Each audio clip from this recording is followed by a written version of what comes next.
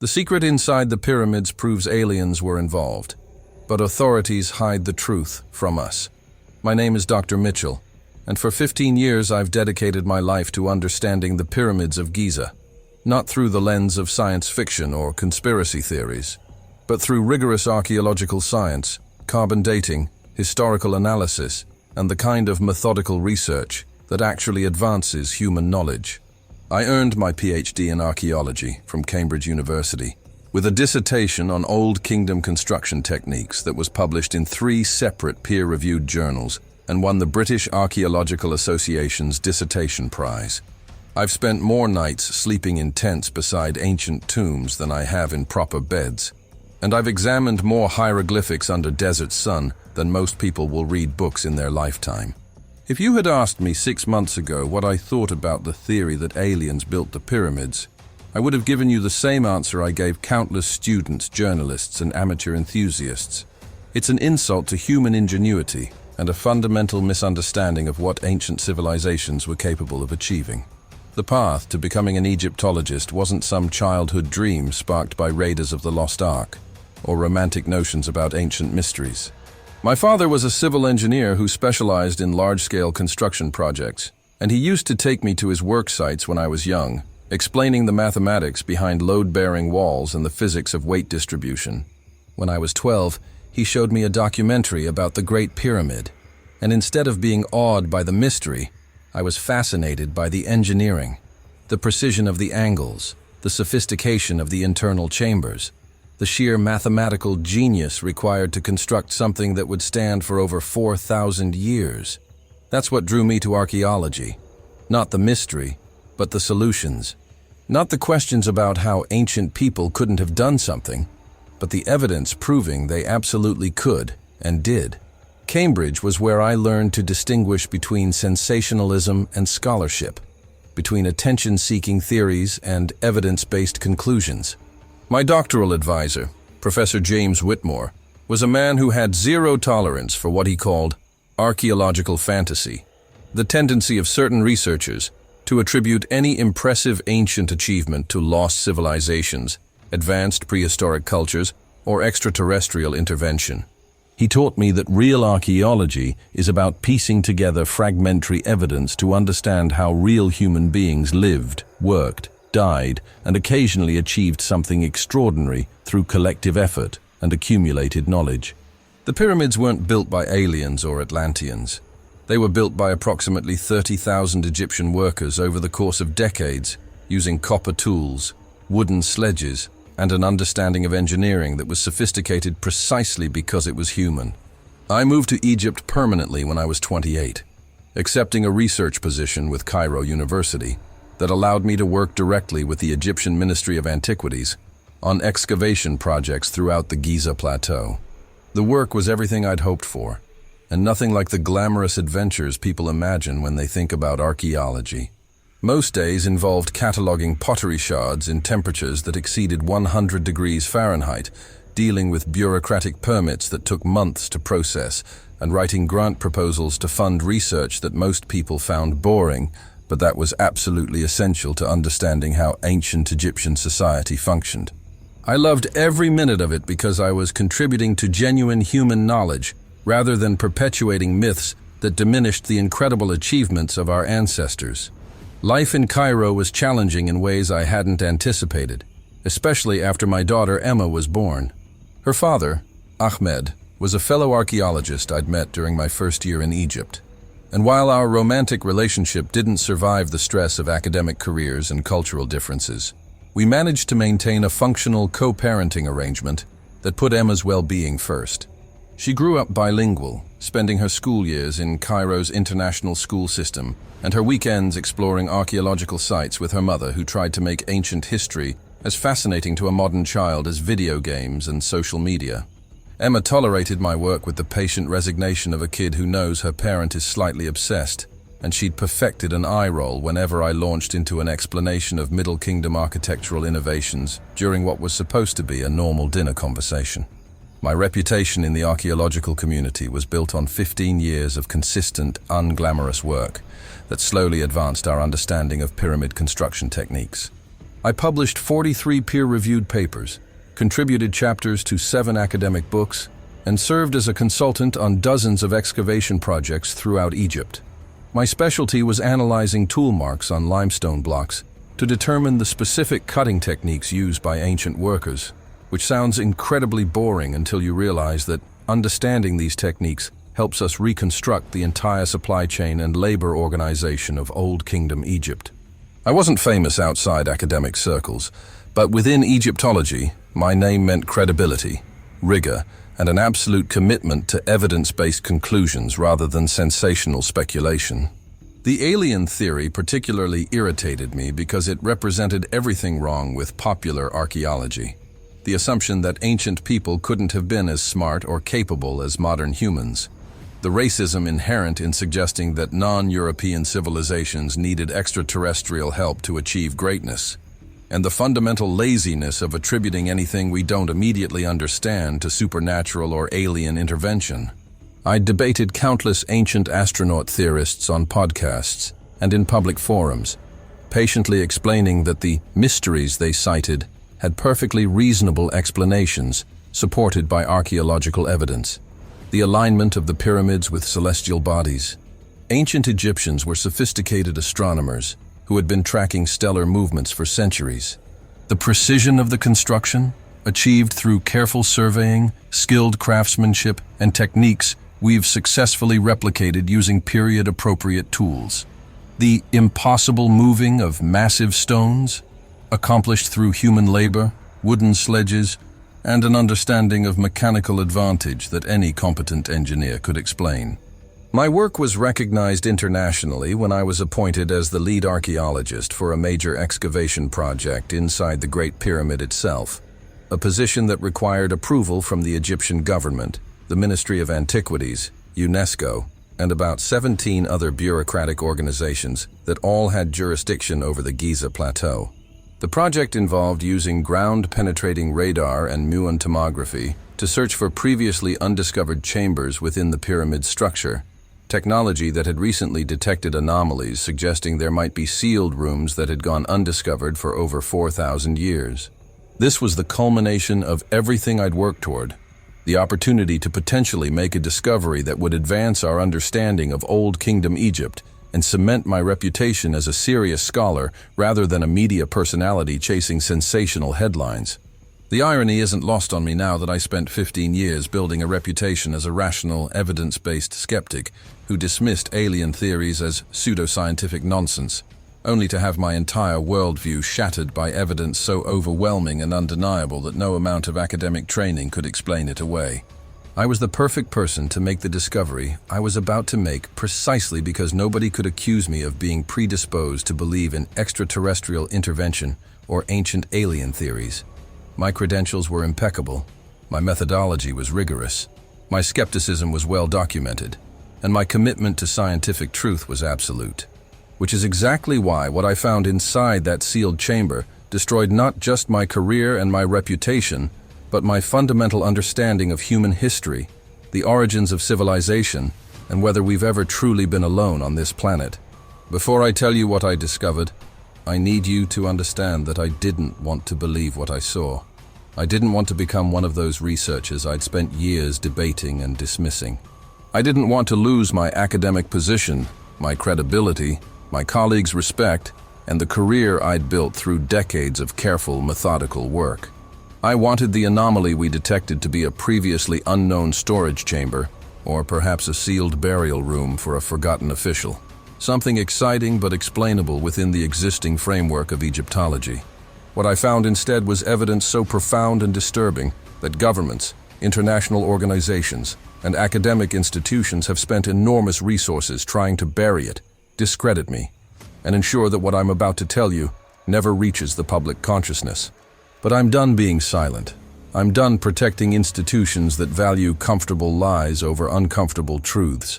And I'm done pretending that the official story of human civilization is anything more than a carefully maintained fiction designed to keep us ignorant of our real origins and our real place in a universe far stranger and more dangerous than we've been allowed to know.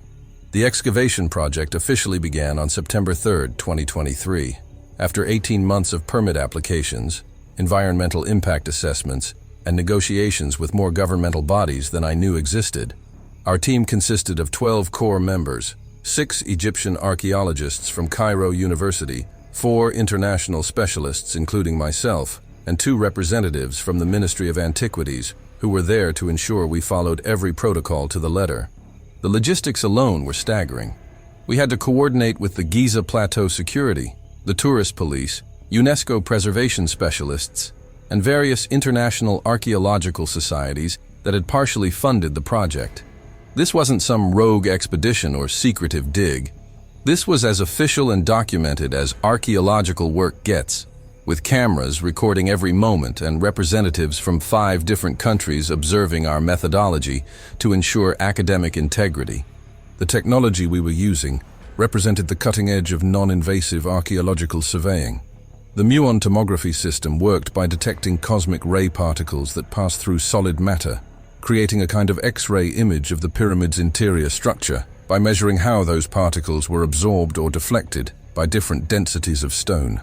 We'd set up detectors both inside and outside the Great Pyramid, and after 6 weeks of data collection, the results had shown something that made my hands shake when I first saw the readout: a void space approximately 30 meters behind the Grand Gallery, in a location where no chamber should exist according to any known architectural plan. The void was roughly 15 meters by 8 meters, and the density reading suggested it was a sealed chamber, rather than a structural gap or collapsed passage. My team's excitement was tempered by professional caution, because false positives happen in ground-penetrating surveys, and the last thing any of us wanted was to damage the pyramid based on a technological glitch or misinterpreted data. Dr. Hassan Mahmoud, the head of the Egyptian contingent, and a man whose archaeological expertise I deeply respected, insisted we run the scans 3 separate times using different equipment to confirm the anomaly. Each scan showed the same thing: a sealed chamber in a location that wasn't documented in any historical record, not mentioned in any ancient text, and positioned in a way that suggested it had been deliberately hidden rather than simply overlooked. The implications were staggering, because any undiscovered chamber in the Great Pyramid would represent the most significant Egyptological find in decades, potentially containing artifacts, inscriptions, or information that could revolutionize our understanding of Old Kingdom Egypt. The actual breaching operation required months of additional planning because you can't just drill into a 4,000-year-old World Heritage Site without exhaustive precautions. We brought in structural engineers to ensure we wouldn't compromise the pyramid's integrity, conservation specialists to plan for preserving whatever we might find, and medical personnel in case ancient pathogens or environmental hazards were present in the sealed chamber. The Egyptian government, understanding the historical significance and international attention this discovery would generate, sent observers from multiple ministries, not just antiquities but also interior, foreign affairs, and even defense, which seemed excessive for an archaeological excavation, but reflected how seriously they were taking this. UNESCO sent their own representatives, and we had observers from the British Museum, the Louvre, the Smithsonian, and half a dozen other institutions that wanted documentation rights for whatever we discovered. The day we breached the chamber, October 17th, 2023, there were 47 people crowded into the access corridor leading to our drilling point, which was tucked in a narrow passage adjacent to the Grand Gallery that tourists never see. The air was thick with anticipation and the smell of ancient limestone dust as our drilling team, using diamond-tipped bits and constant water cooling to prevent heat damage, slowly penetrated the final meters of stone between us and the unknown chamber. Every few centimeters we'd stop to insert a fiber optic camera through the drill hole, checking for any signs of what lay beyond. The first 3 insertions showed only darkness and stone dust, but on the 4th attempt, at exactly 2:47 p.m., the camera pushed through into empty space, and what appeared on the monitor made every person in that corridor go absolutely silent. The chamber was there, exactly where the muon scans had predicted, but what we saw through that fiber optic camera shouldn't have been possible according to everything we knew about ancient Egyptian construction and technology. The walls weren't the rough-hewn limestone we expected from an Old Kingdom chamber. They were smooth to the point of being almost reflective, with a surface finish that looked machined rather than carved by copper tools. The lighting was wrong too. There was an ambient illumination in the chamber that had no obvious source, a faint blue-green glow that seemed to emanate from the walls themselves, rather than from any torch marks or light shaft that should have been present in an ancient sealed room. Doctor. Mahmoud kept adjusting the camera's white balance, thinking it was a technical malfunction. But the glow remained constant, and as we rotated the camera to scan the chamber, we could see hieroglyphic inscriptions that covered every surface. Except these hieroglyphs looked different from any I'd seen in 15 years of studying ancient Egyptian writing. The standard hieroglyphic system uses pictographic symbols representing sounds, words, or concepts, birds, hands, water ripples, geometric shapes arranged in horizontal or vertical lines that any trained Egyptologist can read with reasonable accuracy. What we were seeing through that camera looked superficially similar but fundamentally wrong, like someone had taken the Egyptian hieroglyphic system and modified it, added symbols that didn't exist in any known text, and arranged them in patterns that seemed to have depth, as if the inscriptions were somehow three-dimensional rather than carved into flat stone.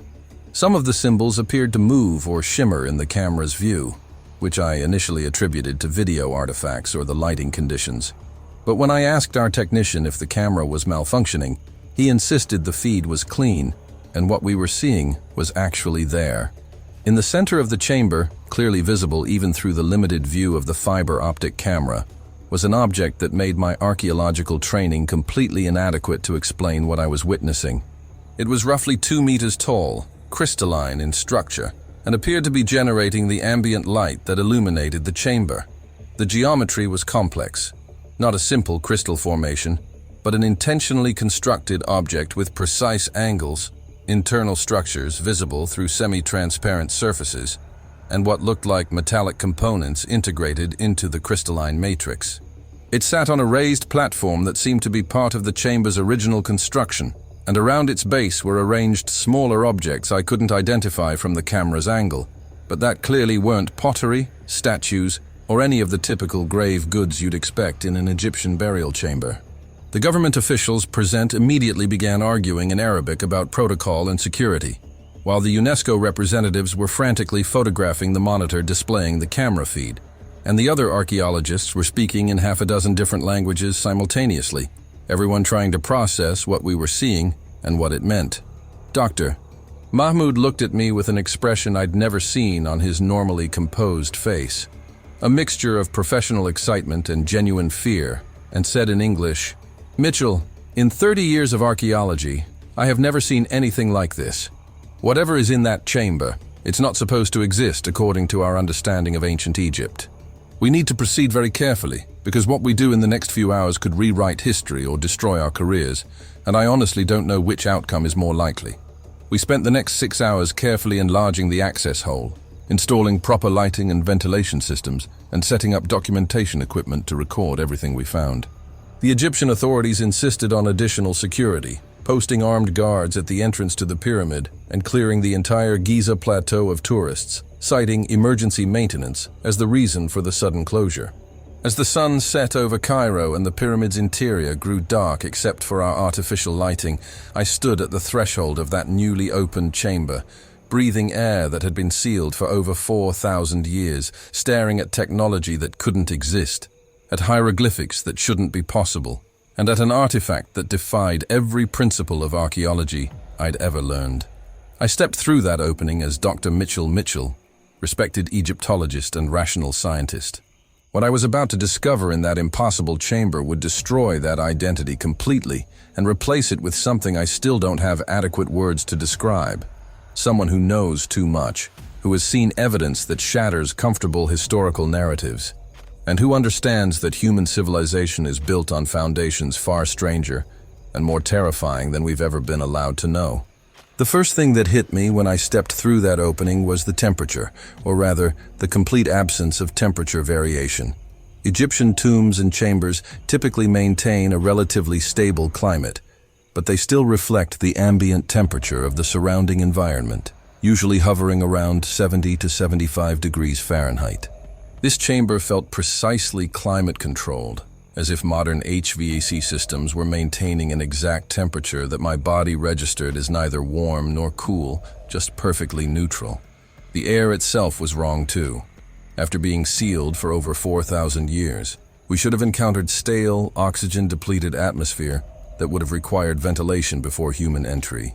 Instead, the air tasted fresh, almost metallic on my tongue, with an ozone quality that reminded me of the smell after lightning strikes, and our atmospheric sensors showed oxygen levels at 21%, exactly the same as the outside air, which was scientifically impossible for a sealed chamber. The walls defied everything I knew about ancient construction techniques. I approached the nearest surface and ran my hand across it, expecting to feel the tool marks, irregularities, and texture that characterize hand-carved limestone, even in the finest Old Kingdom work. Instead, the surface was absolutely smooth, like polished glass or machined metal, with a finish so perfect that I could see my reflection with crystal clarity. The material itself appeared to be limestone. Chemical analysis would later confirm it was the same Tura limestone used throughout the pyramid's interior, but the surface had been treated or processed using techniques that shouldn't have existed in 2500 BC. The precision was measured in microns rather than millimeters, the kind of tolerance you'd expect from modern laser cutting or CNC machining, not from copper chisels and stone pounders wielded by Bronze Age craftsmen. The hieroglyphic inscriptions covering every surface were what made my 15 years of Egyptological training completely inadequate. Standard hieroglyphics are two-dimensional symbols carved into stone at uniform depths, arranged in horizontal or vertical registers that follow strict grammatical and artistic conventions established during the early dynastic period. These inscriptions violated every one of those conventions, while somehow maintaining enough similarity to recognizable hieroglyphic forms that my brain insisted they were related to the writing system I'd spent years studying. The symbols had depth and dimension, not carved into the stone, but somehow embedded within it, visible at multiple layers as if the limestone itself was transparent in certain wavelengths of light.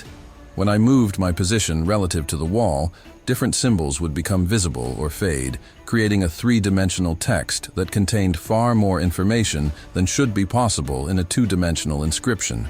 Some of the symbols were recognizable: the Eye of Horus, the Ankh, the Waz scepter, various deity figures I'd seen thousands of times in temples and tombs throughout Egypt. But interspersed among these familiar forms were symbols I'd never encountered in any hieroglyphic text, dictionary, or archaeological reference. Geometric patterns that seemed mathematically precise. Astronomical diagrams showing star configurations I didn't recognize, and most disturbing, repeated depictions of humanoid figures with elongated craniums that were far more extreme than the artistic conventions of the Amarna period or any other era of Egyptian history. These beings were shown in positions of authority and instruction, teaching or directing groups of normal proportioned humans in activities that ranged from construction work to what looked like scientific or medical procedures. Dr. Mahmoud stood beside me, photographing the walls with trembling hands, and I heard him whisper in Arabic what I think was a prayer, followed by, "Mitchell, these figures, they are not human. Look at the proportions. The cranium is 40% larger than anatomically possible, the eyes are positioned differently, and the hands, count the fingers on those hands." I looked closer at the section he was indicating, and my stomach dropped.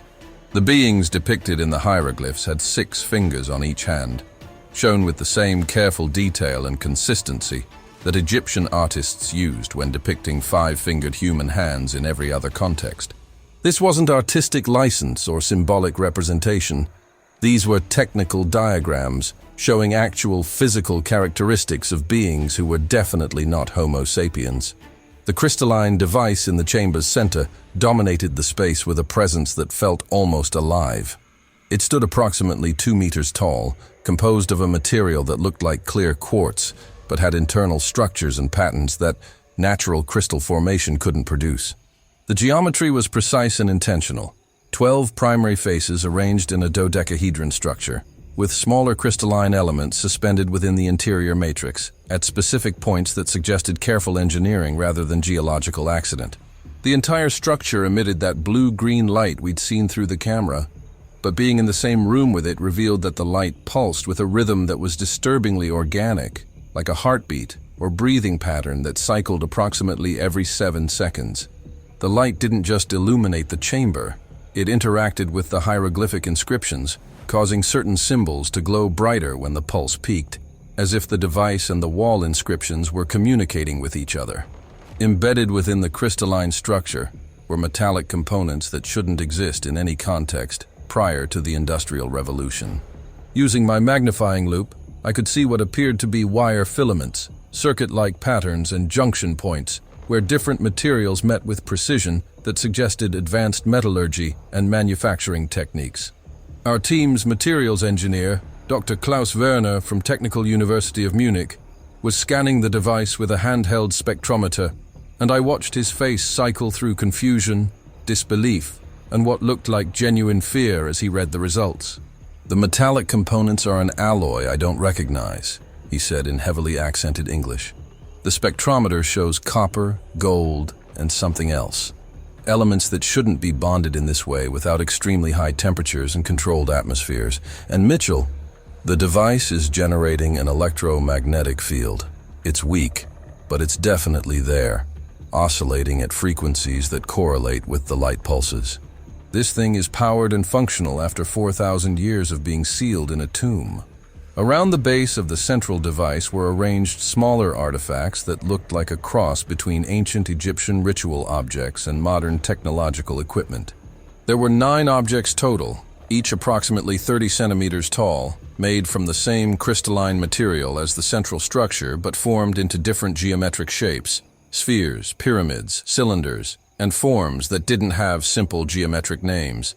Each emitted its own faint glow in different colors: amber, violet, emerald green, deep crimson, and when our electromagnetic field detectors were pointed at them, each showed different frequency signatures, as if they were tuned to specific purposes or functions. One object, a pyramidal crystal with internal gold filaments arranged in spiraling patterns, was sitting on what appeared to be a metal plate covered in inscriptions that looked more like mathematical equations than hieroglyphic text. The team's reaction progressed from professional excitement to genuine confusion to something approaching existential crisis as we documented what we were seeing. Dr. Yuki Tanaka, a Japanese archaeometallurgy specialist, kept checking and rechecking her equipment because the readings she was getting didn't make sense within any known framework of ancient technology. The precision machining alone would require equipment that wasn't invented until the 20th century, she kept repeating, as if saying it enough times would make it less true. Our photographer, Marcus Chen, was systematically documenting every surface with high-resolution cameras, but I could see his hands shaking as he worked, and at one point he stopped, looked at me directly and said, "Dr. Mitchell, I've photographed archaeological sites on 4 continents, and I've never seen anything that made me question whether humans were the only intelligent species on Earth. Until now." The most disturbing section of hieroglyphic inscription was located on the wall directly behind the central device, positioned as if it was meant to be read in conjunction with the artifact itself. The imagery showed a sequence that looked like a narrative or instructional diagram. The elongated head beings arriving in vessels that were clearly meant to represent spacecraft, though rendered in the artistic style of Old Kingdom Egypt. These beings were shown interacting with primitive humans, teaching them agriculture, architecture, writing, and astronomy. One sequence showed what could only be interpreted as genetic manipulation, the beings performing some kind of procedure on human subjects, with before and after depictions that suggested physical and possibly cognitive enhancement. The final panels in the sequence showed the beings departing, but leaving behind gifts or artifacts, objects that looked remarkably similar to the crystalline devices arranged in the chamber around us. Dr. Mahmoud was the first to articulate what we were all thinking, but were too professionally cautious or psychologically resistant to say out loud. He stood in the center of the chamber, slowly rotating to take in the impossible walls, the functioning ancient technology, the depictions of non-human intelligences, and the artifacts that shouldn't exist, and said in a voice that was barely above a whisper, "This is not an Egyptian tomb. This is not a storage chamber or a religious site. This is... I don't know what this is, but it fundamentally contradicts everything we think we know about ancient Egypt, about the development of human civilization, and about whether we were alone when we built the pyramids. If what these inscriptions suggest is true, then the ancient Egyptian civilization wasn't just influenced by advanced beings. it was potentially seeded, directed, or created by them. And if that's true, then every assumption we've made about human history and human achievement is based on an incomplete picture at best, or a deliberate deception at worst. The atmosphere in the chamber shifted as the reality of what we'd discovered began to sink in. This wasn't just an exciting archaeological find that would make our careers and fill museum exhibitions. This was evidence that threatened to overturn the entire historical narrative of human civilization. The academic in me wanted to document everything, to analyze and study and eventually publish findings that would revolutionize Egyptology and ancient history. But another part of me, the part that understood institutional politics and the forces that shape what knowledge gets accepted and what gets suppressed, knew that what we'd found would never see the inside of an academic journal or a museum display. The government officials who'd been observing our work had stopped taking notes and were instead having intense, whispered conversations in corners of the chamber, their body language suggesting concern rather than excitement. The UNESCO representatives were photographing everything, but I noticed they were being selective about what they documented, avoiding close-ups of the most anomalous features in favor of wider shots that could potentially be explained away as unusual, but not impossible artifacts. As I stood in that impossible chamber, surrounded by evidence that aliens had been involved in the development of ancient Egyptian civilization, I felt my rational, scientific worldview beginning to crack like the limestone we'd just drilled through to gain entry. I'd spent 15 years building a career on the foundation that human beings, working with period-appropriate tools and Bronze Age technology, had created one of the world's most impressive ancient civilizations through ingenuity, labor, and accumulated knowledge. That foundation was now crumbling, replaced by a reality where extraterrestrial beings had visited Earth thousands of years ago, had interacted with and possibly modified human beings, and had left behind technology that still functioned millennia after their departure. The most terrifying part wasn't just that my worldview was wrong, it was the growing certainty, based on the reactions of the government officials and the careful way certain observers were documenting what they saw, that I wasn't the first person to discover this kind of evidence. And if I wasn't the first, then what happened to all the others who'd made similar discoveries and tried to tell the world what they'd found? We had been inside the chamber for exactly 3 hours and 47 minutes when everything changed. The government observers who'd been taking notes and photographing our discoveries suddenly received simultaneous phone calls. I watched as 5 different officials answered their devices in unison, listened for approximately 30 seconds each, then hung up with expressions that had transformed from bureaucratic interest to something far more serious.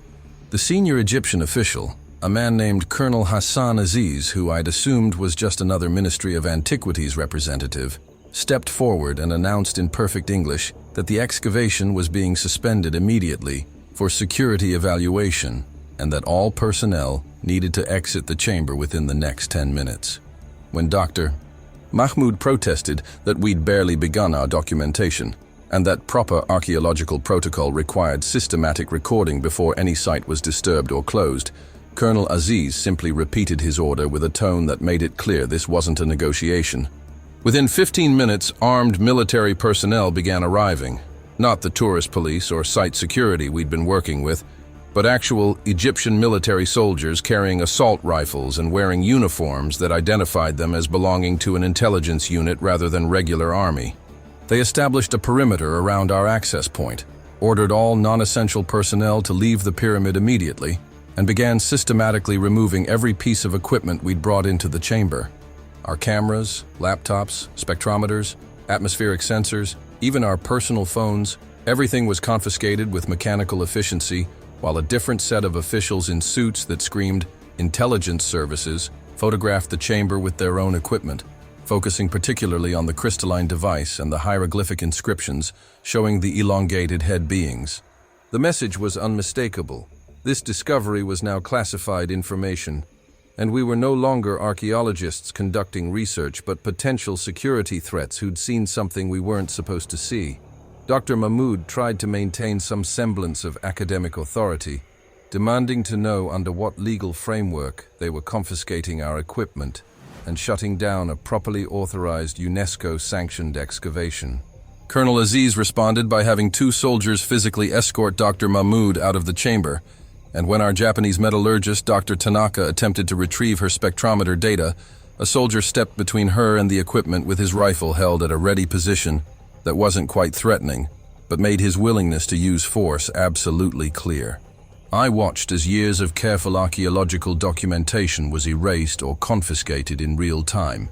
Marcus Chen's high-resolution photographs that would have provided invaluable scientific record, Dr. Werner's spectrographic analyses that proved the impossibility of the artifacts we'd found, my own detailed notes about the hieroglyphic inscriptions that suggested extraterrestrial contact.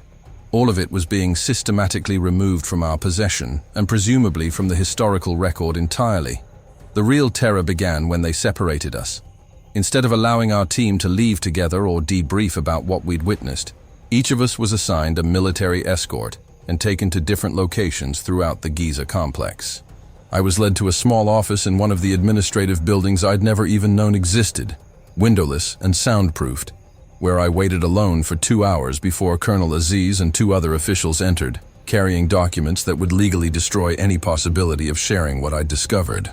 The non-disclosure agreement they placed in front of me was 47 pages long, written in both Arabic and English, and covered by Egyptian national security law, international archaeological treaty provisions, and clauses that essentially made discussing anything we'd found in that chamber equivalent to espionage, punishable by imprisonment or worse. The language was deliberately vague about what worse might entail, but the implication was clear enough. Colonel Aziz sat across from me and explained the situation with the calm professionalism of someone who'd had this conversation before, perhaps many times. Dr. Mitchell, you have an excellent reputation and a daughter who attends Cairo International School, yes? Emma is 12 years old, she plays soccer, and she's doing well in her classes according to our information. Your ex-husband Ahmed works at the Egyptian Museum, and your mother in London is recovering from surgery. She's expected to make a full recovery, which is good news. He paused to let the implications of how thoroughly they'd researched my personal life sink in before continuing. What you discovered today is a matter of national security for Egypt and potentially global security implications that extend far beyond archaeology. The chamber will be sealed. The existence of this excavation will be removed from official records, and you will never speak of what you saw to anyone, colleagues, family, media, or academic journals. If you violate this agreement, the consequences will be severe not just for you, but for everyone you care about. The threats weren't explicit. They didn't need to be. The message was clear. Sign the NDA or lose everything and everyone I cared about. I asked what would happen to our discovery, whether any scientific study would be conducted, if this evidence of potential extraterrestrial contact would ever be properly researched and shared with humanity. Colonel Aziz smiled without warmth and said, "Dr. Mitchell, this is not the first chamber of this type that has been discovered. It will be documented by appropriate authorities, analyzed by specialists with proper clearances, and the information will be managed in a way that serves the greater good. Your role was to find it, which you did excellently. What happens next is above your security level and beyond your need to know." That sentence, "not the first chamber of this type," confirmed my growing suspicion that we'd stumbled onto a conspiracy far larger and older than I'd imagined, and that the evidence we'd found was just one piece of a much bigger picture that governments around the world were actively suppressing. I signed the NDA because I'm not a martyr, because I have a daughter whose safety matters more than my academic principles, and because the alternative was clearly disappearance or imprisonment under fabricated charges that would destroy my credibility before I could ever share what I'd found. But even as I signed, I made mental notes of everything I could remember, committing details to memory with the understanding that memory couldn't be legally confiscated, even if every physical record could. The hieroglyphic symbols showing 6-fingered beings teaching humans, the crystalline device emitting electromagnetic pulses after 4,000 years, the impossible surface finish on the limestone walls, the narrative sequence suggesting genetic manipulation of early humans. Every detail I could hold in my mind became a form of resistance against the forced amnesia being imposed on our entire team. When I was finally released 6 hours after entering that office, the sun was rising over Cairo, and the Giza plateau had been completely locked down. Massive sections cordoned off with military barriers. The entire area declared off limits to tourists for extensive maintenance and preservation work that would apparently take months. I was driven back to my apartment by silent military personnel, my confiscated equipment replaced with new phones and laptops that I immediately assumed were monitored and compromised.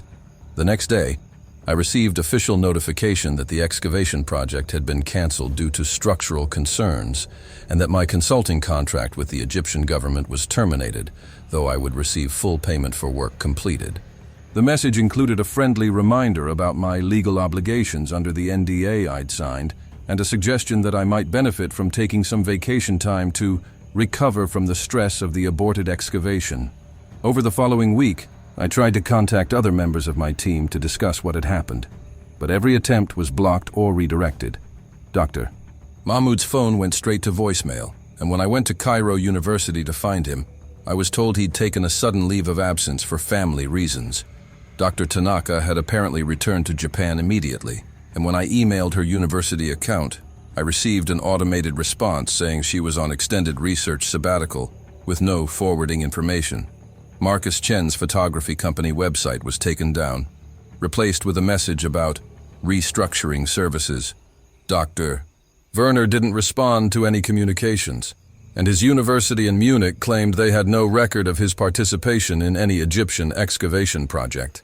It was as if our entire team had been systematically isolated and silenced, each of us trapped in our own bubble of enforced secrecy, unable to corroborate what we'd witnessed or organize any kind of response to the cover-up. The media coverage of our failed excavation was brief and dismissive. A few paragraphs in archaeology journals noting that ground-penetrating surveys had detected an anomaly that turned out to be a structural void rather than a chamber, and that the project had been canceled after concerns were raised about potential damage to the pyramid's integrity. No mention of what we'd actually found, no acknowledgement that we'd breached a sealed chamber containing impossible technology, and certainly no discussion of evidence suggesting extraterrestrial involvement in ancient Egyptian civilization. The official narrative was that we'd essentially wasted time and resources chasing a false positive in the scanning data, that I'd been overly optimistic in my interpretation of the survey results, and that the entire project was an example of why archaeological excavations need better preliminary verification before receiving authorization. The realization hit me gradually over those first few weeks, that what we'd discovered would never be studied properly, never be shared with the scientific community, never be displayed in museums or discussed in academic conferences. The evidence that could revolutionize our understanding of human history, that could answer fundamental questions about whether we're alone in the universe, and whether our civilizations developed independently or with extraterrestrial guidance, was being buried literally and figuratively. The chamber would be sealed again, the access point concealed, and the whole area placed under security that would prevent any future discovery. Generations of archaeologists would walk past that location, never knowing that just a few meters below their feet was evidence that could transform humanity's understanding of our origins and our place in the cosmos. What terrified me most wasn't just the cover-up itself, but the efficiency and coordination it revealed. Within hours of our discovery, military forces had mobilized, legal documents had been prepared, international cooperation had been secured, and a comprehensive suppression operation had been implemented with the smooth precision of a well-practiced protocol. This wasn't an ad hoc response to an unexpected situation. This was a system that had been designed and refined over time to handle exactly this kind of discovery. Colonel Aziz's comment about this not being the first chamber of its type haunted me because it suggested that everything we'd found, the impossible technology, the hieroglyphs depicting alien beings, the evidence of genetic manipulation, had all been discovered before, probably multiple times, and had been successfully suppressed each time. How many other archaeologists had made similar discoveries? How many had been silenced through NDAs, threats, career destruction, or worse? I spent those first weeks after the shutdown moving through my normal life like a ghost, teaching my classes at the university while knowing that everything I was telling students about ancient Egypt was incomplete at best and deliberately false at worst. Every time I discussed Old Kingdom construction techniques or the development of hieroglyphic writing, I thought about that chamber, and the evidence that humans hadn't developed these innovations independently. When Emma asked about my canceled project and why I seemed distracted, I had to lie to my own daughter, telling her it was just disappointing that the excavation hadn't worked out, while knowing that I'd witnessed proof of extraterrestrial contact that could answer humanity's oldest questions about whether we're alone in the universe. The weight of that knowledge combined with the enforced silence was crushing, and I began to understand why so many people who discover inconvenient truths either break under the pressure or eventually decide that speaking out is worth whatever consequences might follow. I waited exactly 3 weeks before I started my covert investigation, long enough for whoever was monitoring me to potentially lower their guard, but not so long that my memories of the chamber would fade or become unreliable. The research had to be done carefully because I was now operating under the assumption that everything I did electronically was being watched. My university email, my personal accounts, my internet searches, possibly even my physical movements tracked through my phone's GPS. I started by reconstructing everything I could remember about the chamber on paper, writing in a notebook that I kept hidden in a locked drawer in my home office, using a simple substitution cipher I'd developed that replaced archaeological terms with mundane household vocabulary. The crystalline device became kitchen appliance, the elongated head beings became tall visitors, and the hieroglyphic inscriptions became recipe instructions. It was crude, but it would prevent casual discovery if someone searched my apartment. My first attempt to access the site was blocked before I even left campus. I'd planned to visit the Giza Plateau under the pretense of conducting research for an unrelated paper about tourism impact on archaeological preservation. But when I arrived at the gate, the security guard, a man I'd known for 5 years who'd always waved me through without question, suddenly needed to verify my credentials and check an authorization list that he claimed had recently been updated. After 20 minutes of him making phone calls and consulting with supervisors, I was politely informed that my site access privileges had been temporarily suspended pending administrative review, and that I should contact the Ministry of Antiquities if I had questions. The guard wouldn't meet my eyes as he delivered this message, and I noticed a second man in civilian clothes watching our interaction from inside the security building, photographing my license plate as I drove away. The blocked access to the physical site was frustrating but expected. What shocked me was discovering that my own research files, years of documentation about the pyramid excavation project, permit applications, survey data, team communications, everything, had been systematically removed from my university accounts and department archives. The digital folders still existed but were empty, showing modification dates from 3 days after the chamber discovery, when someone with administrative access had apparently deleted everything and then covered their tracks by backdating the deletion logs to make it look like routine file maintenance. Even the paper files I'd kept in my office had vanished. My filing cabinet drawers, mysteriously reorganized with other projects, moved forward to fill the gaps where the excavation documentation should have been.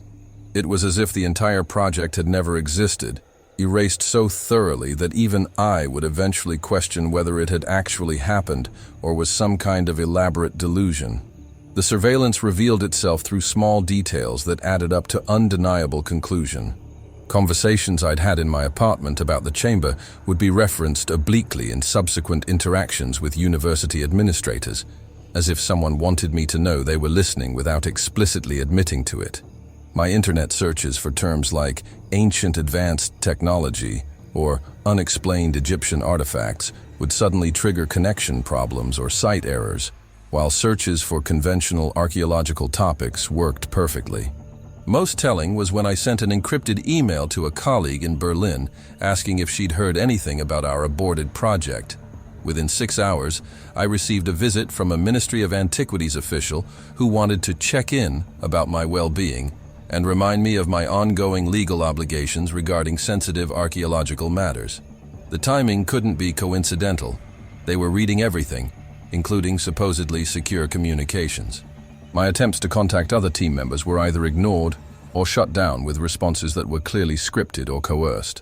Dr. Mahmoud finally responded to my 7th email, but the reply was formal and distant, completely unlike his usual warm correspondence. Dear Dr. Mitchell, thank you for your inquiry.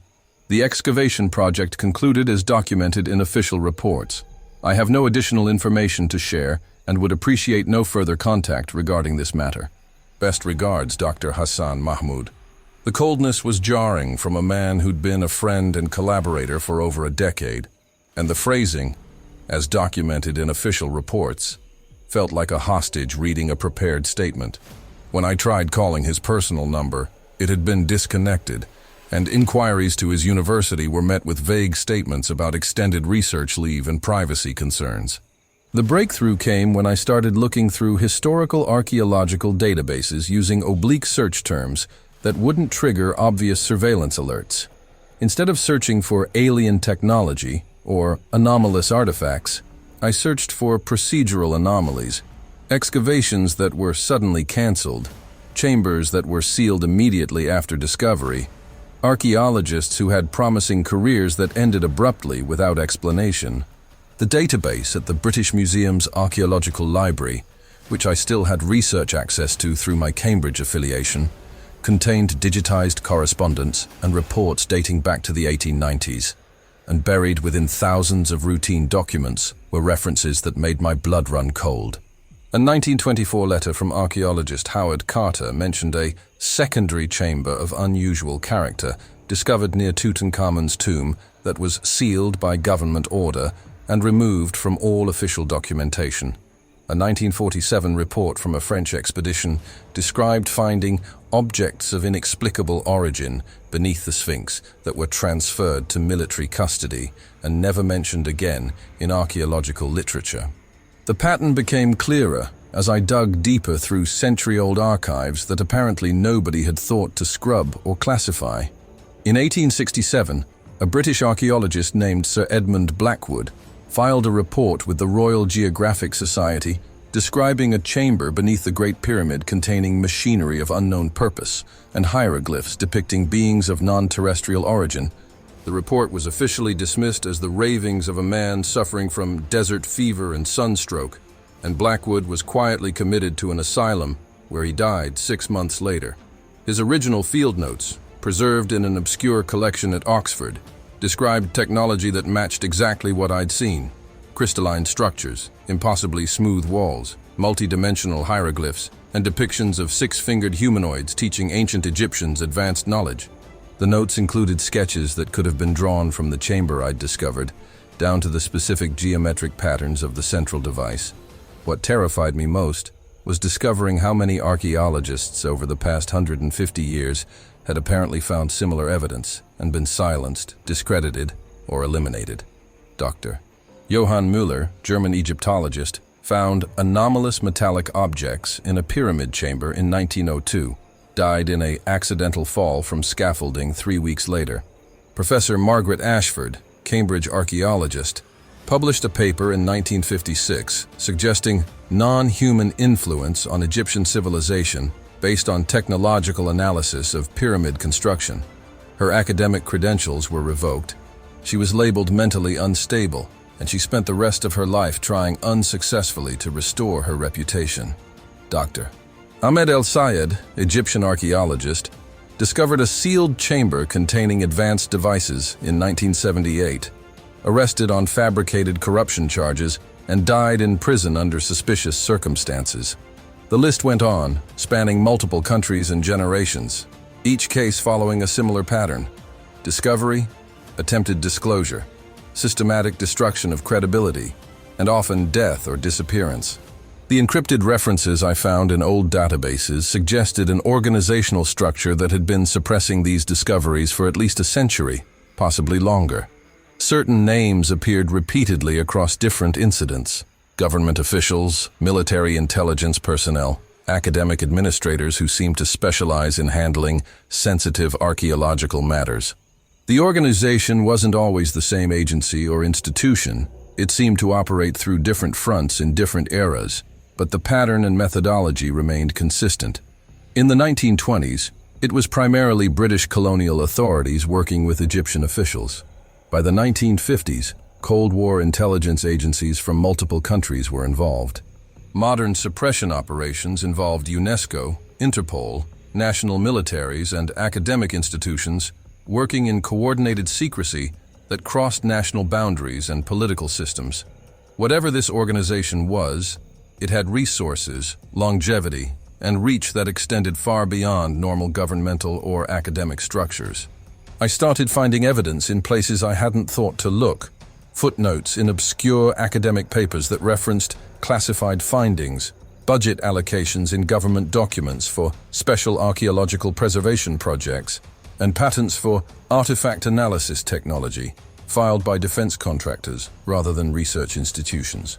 One particularly revealing document was a 1973 UNESCO internal memo discussing protocols for managing discoveries that pose potential societal disruption risks, which included specific procedures for site lockdown, team isolation, evidence confiscation, and narrative management that matched exactly what had happened to my excavation.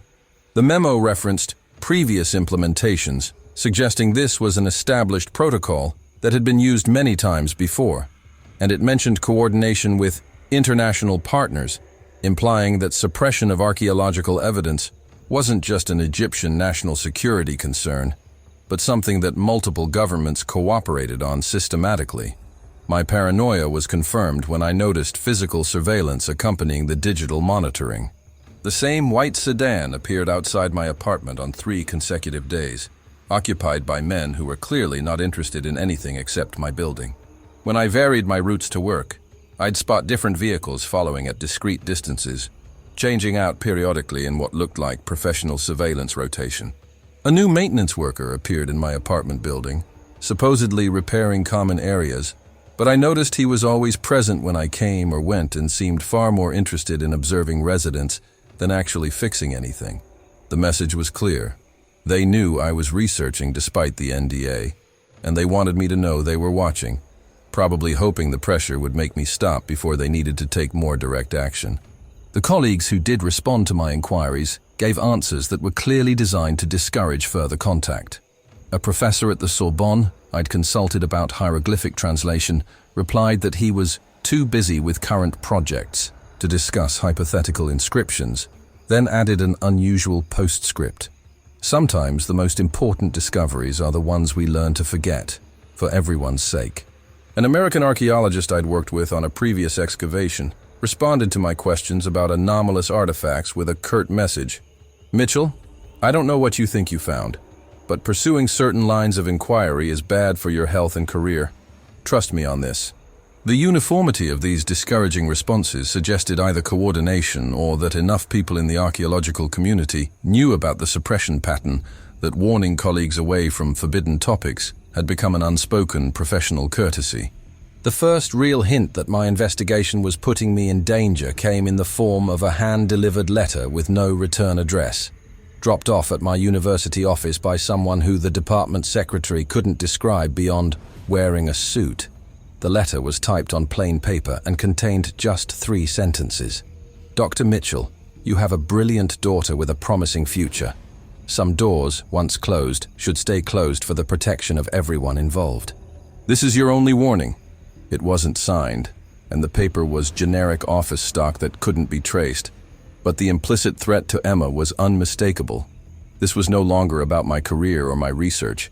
This was about whether continuing to investigate would put my daughter at risk, and whether any truth was worth that price. Despite the threats and surveillance, I couldn't stop thinking about Colonel Aziz's comment that ours wasn't the first chamber of this type to be discovered. If similar evidence had been found multiple times over more than a century, if governments and international organizations had been systematically suppressing proof of extraterrestrial involvement in human civilization for generations, then the conspiracy wasn't just about hiding one archaeological discovery. It was about maintaining a false historical narrative that kept humanity ignorant of our real origins and our real relationship with whatever non-human intelligences had been visiting Earth for thousands of years. The scope of the deception was staggering, and it raised questions that went far beyond archaeology. If they were hiding evidence of ancient alien contact, what else were they hiding? Were the visitors still here? Was ongoing contact being suppressed along with historical evidence? And why was this knowledge considered so dangerous that they'd ruin careers, threaten families, and potentially kill to keep it secret? I became obsessed with the dead and discredited archaeologists, spending every free moment tracking down their stories in archives that predated digital surveillance and classification systems. The deeper I dug into 19th and early 20th century records, the more I realized that what happened to my team wasn't an aberration. It was standard operating procedure that had been refined over generations. I started with Sir Edmund Blackwood, whose 1867 report I'd found earlier, and worked backward and forward through time, following threads of connection that revealed a network of suppressed discoveries spanning over 150 years. What I found was a graveyard of careers and lives, all destroyed for the same reason. They'd discovered evidence that contradicted the official narrative of human history and tried to share it with the world. Sir Edmund Blackwood's personal journals, which I located in a rarely accessed collection at Oxford's Bodleian Library, were devastating in their detail and their parallels to my own experience. His expedition in 1867 had used primitive excavation techniques compared to modern archaeology, but what they lacked in technology, they compensated for with persistence and luck. Blackwood's team had been exploring a network of passages beneath the Great Pyramid when they broke through into a chamber he described as unlike anything in Her Majesty's dominions or any known civilization. His sketches showed the same impossibly smooth walls I'd seen, the same crystalline structures, and hieroglyphs depicting beings of great stature with elongated crania, possessing 6 digits upon each hand, instructing primitive man in arts both practical and esoteric. What made his account particularly credible was its cautious, scientific tone. This wasn't a man prone to fantasy, but a respected geologist and surveyor struggling to describe something that defied his Victorian understanding of the world. Blackwood's journal described what happened after the discovery with chilling familiarity. Egyptian authorities, working with British colonial officials, had sealed the chamber within 48 hours and confiscated all documentation. Blackwood's team was separated, his Egyptian workers disappeared entirely, and his British colleagues were threatened with prosecution under various pretexts if they discussed what they'd found. When Blackwood attempted to present his findings to the Royal Geographic Society, he was interrupted during his presentation, physically removed from the building, and subsequently diagnosed with severe mental deterioration brought on by prolonged exposure to desert conditions. The diagnosis was signed by 3 physicians who, according to financial records I found, had all received unusually large payments from a Crown Intelligence Fund shortly after Blackwood's commitment to the asylum. His final journal entry, written in increasingly erratic handwriting, stated, "They will not permit the truth to emerge. What we found beneath the sands proves we are not the architects of our own civilization, and this knowledge terrifies those who profit from the lie of human supremacy." The pattern of mysterious deaths among archaeologists who'd made similar discoveries was statistically impossible to dismiss as coincidence. Dr. Johann Müller, who found metallic objects in a pyramid chamber in 1902, fell to his death from scaffolding despite being known for his meticulous safety practices. The fall occurred one day before he was scheduled to present his findings to the German Archaeological Institute. Dr. Viktor Petrov, a Russian Egyptologist who claimed to have found technological artifacts of unknown origin in 1913, died of apparent food poisoning during the journey back to Moscow, his notes and photographic plates mysteriously lost in transit. Professor William Hamilton Brown discovered a chamber of lights beneath the Giza Plateau in 1935 and died 3 weeks later in a car accident that investigators noted had unusual characteristics, including brake lines that appeared to have been tampered with despite the vehicle being in secure storage.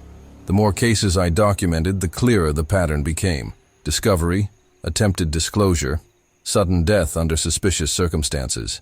The women archaeologists who'd made similar discoveries faced a different but equally effective form of suppression: professional destruction and psychiatric commitment.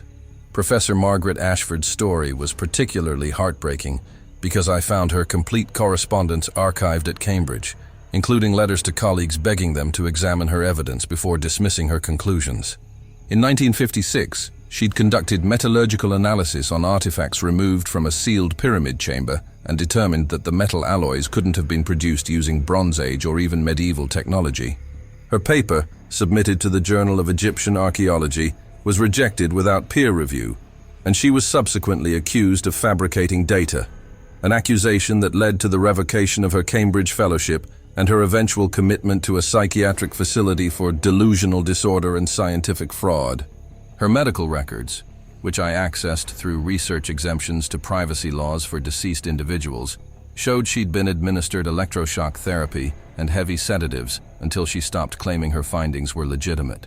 She died in the facility in 1973, her reputation destroyed and her research erased from academic record. The 19th and early 20th century journals I found contained remarkably consistent descriptions, despite being written by people who had no contact with each other and were separated by decades. A French archaeologist named Auguste Mariette wrote in his private diary in 1858 about finding a chamber of impossible construction containing devices that produced light without fire beneath the Saqqara complex. An Italian expedition led by Giovanni Belzoni recorded in 1817 discovering hieroglyphs depicting beings not of terrestrial origin in a sealed chamber they were forced to reseal by Ottoman authorities. An American archaeologist, Dr. Charles Warner, described in 1923 finding crystalline mechanisms that emitted tones and lights when approached in a chamber near the Valley of the Kings. Each account described similar technology, similar hieroglyphic depictions, and similar rapid government intervention followed by career destruction or death. The consistency across time, nationality, and archaeological methodology suggested they were all encountering the same kind of evidence that someone had been suppressing for over a century. The connection between multiple pyramid discoveries became apparent when I started mapping the locations and dates. Over the past 150 years, at least 17 separate chamber discoveries had been documented in private journals, letters, or reports before being systematically erased from official records. These weren't all in the Great Pyramid. They were scattered across the Giza Plateau, Saqqara, Dashur, and other pyramid complexes throughout Egypt. What united them was the nature of what was found: advanced technology that shouldn't exist in ancient context, hieroglyphs depicting non-human beings, and artifacts that defied explanation using conventional archaeological frameworks. The geographic distribution suggested that whoever or whatever had created these chambers had established a network of them throughout Egypt's major pyramid sites, and that modern authorities were aware of this network and actively working to keep each node secret whenever one was discovered. I found evidence that the suppression wasn't limited to Egypt, or even to pyramids. Similar patterns of discovery and cover-up appeared in archives related to other ancient sites worldwide. A British archaeologist named Geoffrey Thornton had described finding technological artifacts of unknown origin at Stonehenge in 1901, was discredited as a fraud, and died in obscurity.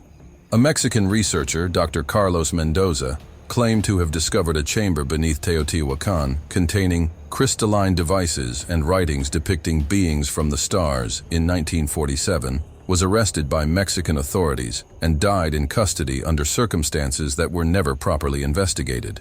A Peruvian expedition in 1968 reported finding impossible metallic objects at Machu Picchu before the site was sealed by military order, and the lead archaeologist, Dr. Maria Santos, disappeared and was never heard from again. The pattern extended across continents and ancient civilizations, suggesting that the suppression of evidence for ancient advanced technology or extraterrestrial contact was a global operation coordinated across national boundaries. The cover-up's longevity and coordination required an organizational structure that transcended individual governments or institutions. I found references in various archives to what different sources called different names: the Committee for Historical Integrity, the Archaeological Preservation Council, the Heritage Protection Agency, but which all seem to serve the same function: identifying discoveries that threatened the official historical narrative and ensuring those discoveries never reached public awareness. The organization appeared to operate through a network of government officials, military intelligence personnel, academic administrators, and what I can only describe as fixers, who specialized in handling sensitive archaeological matters. They had legal authority to classify discoveries under various national security provisions, financial resources to pay for silence, or create incentives for cooperation, and the willingness to use force when necessary to eliminate threats to their secrecy. What made this conspiracy particularly insidious was how it co-opted legitimate institutions and transformed them into instruments of suppression. Universities would revoke credentials of archaeologists who made inconvenient discoveries. Peer-reviewed journals would reject papers about anomalous findings without proper review. Museums would refuse to display or even accept artifacts that didn't fit approved narratives.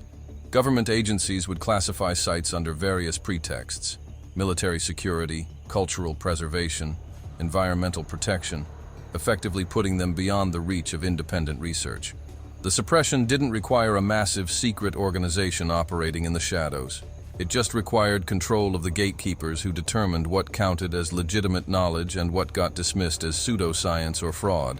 By controlling academic credentialing, publication access, and site authorization, they could ensure that evidence of ancient advanced technology or extraterrestrial contact would never receive serious scientific examination, regardless of how compelling the evidence might be. The scope of what was being hidden became clearer as I pieced together fragments from multiple sources.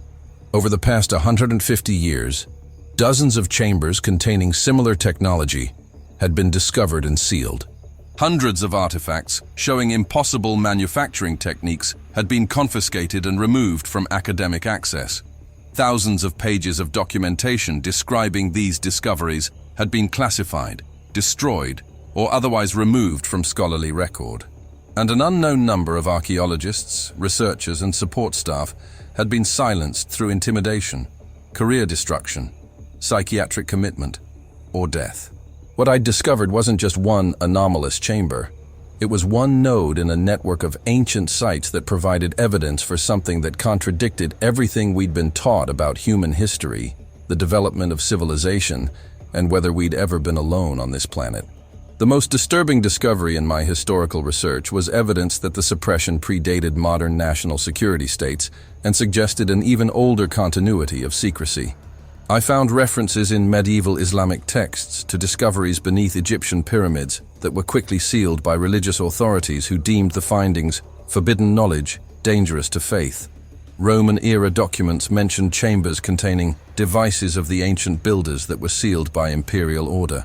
Even ancient Greek historians had written about Egyptian priests who possessed secret knowledge of the sky gods that was carefully guarded and never shared with outsiders.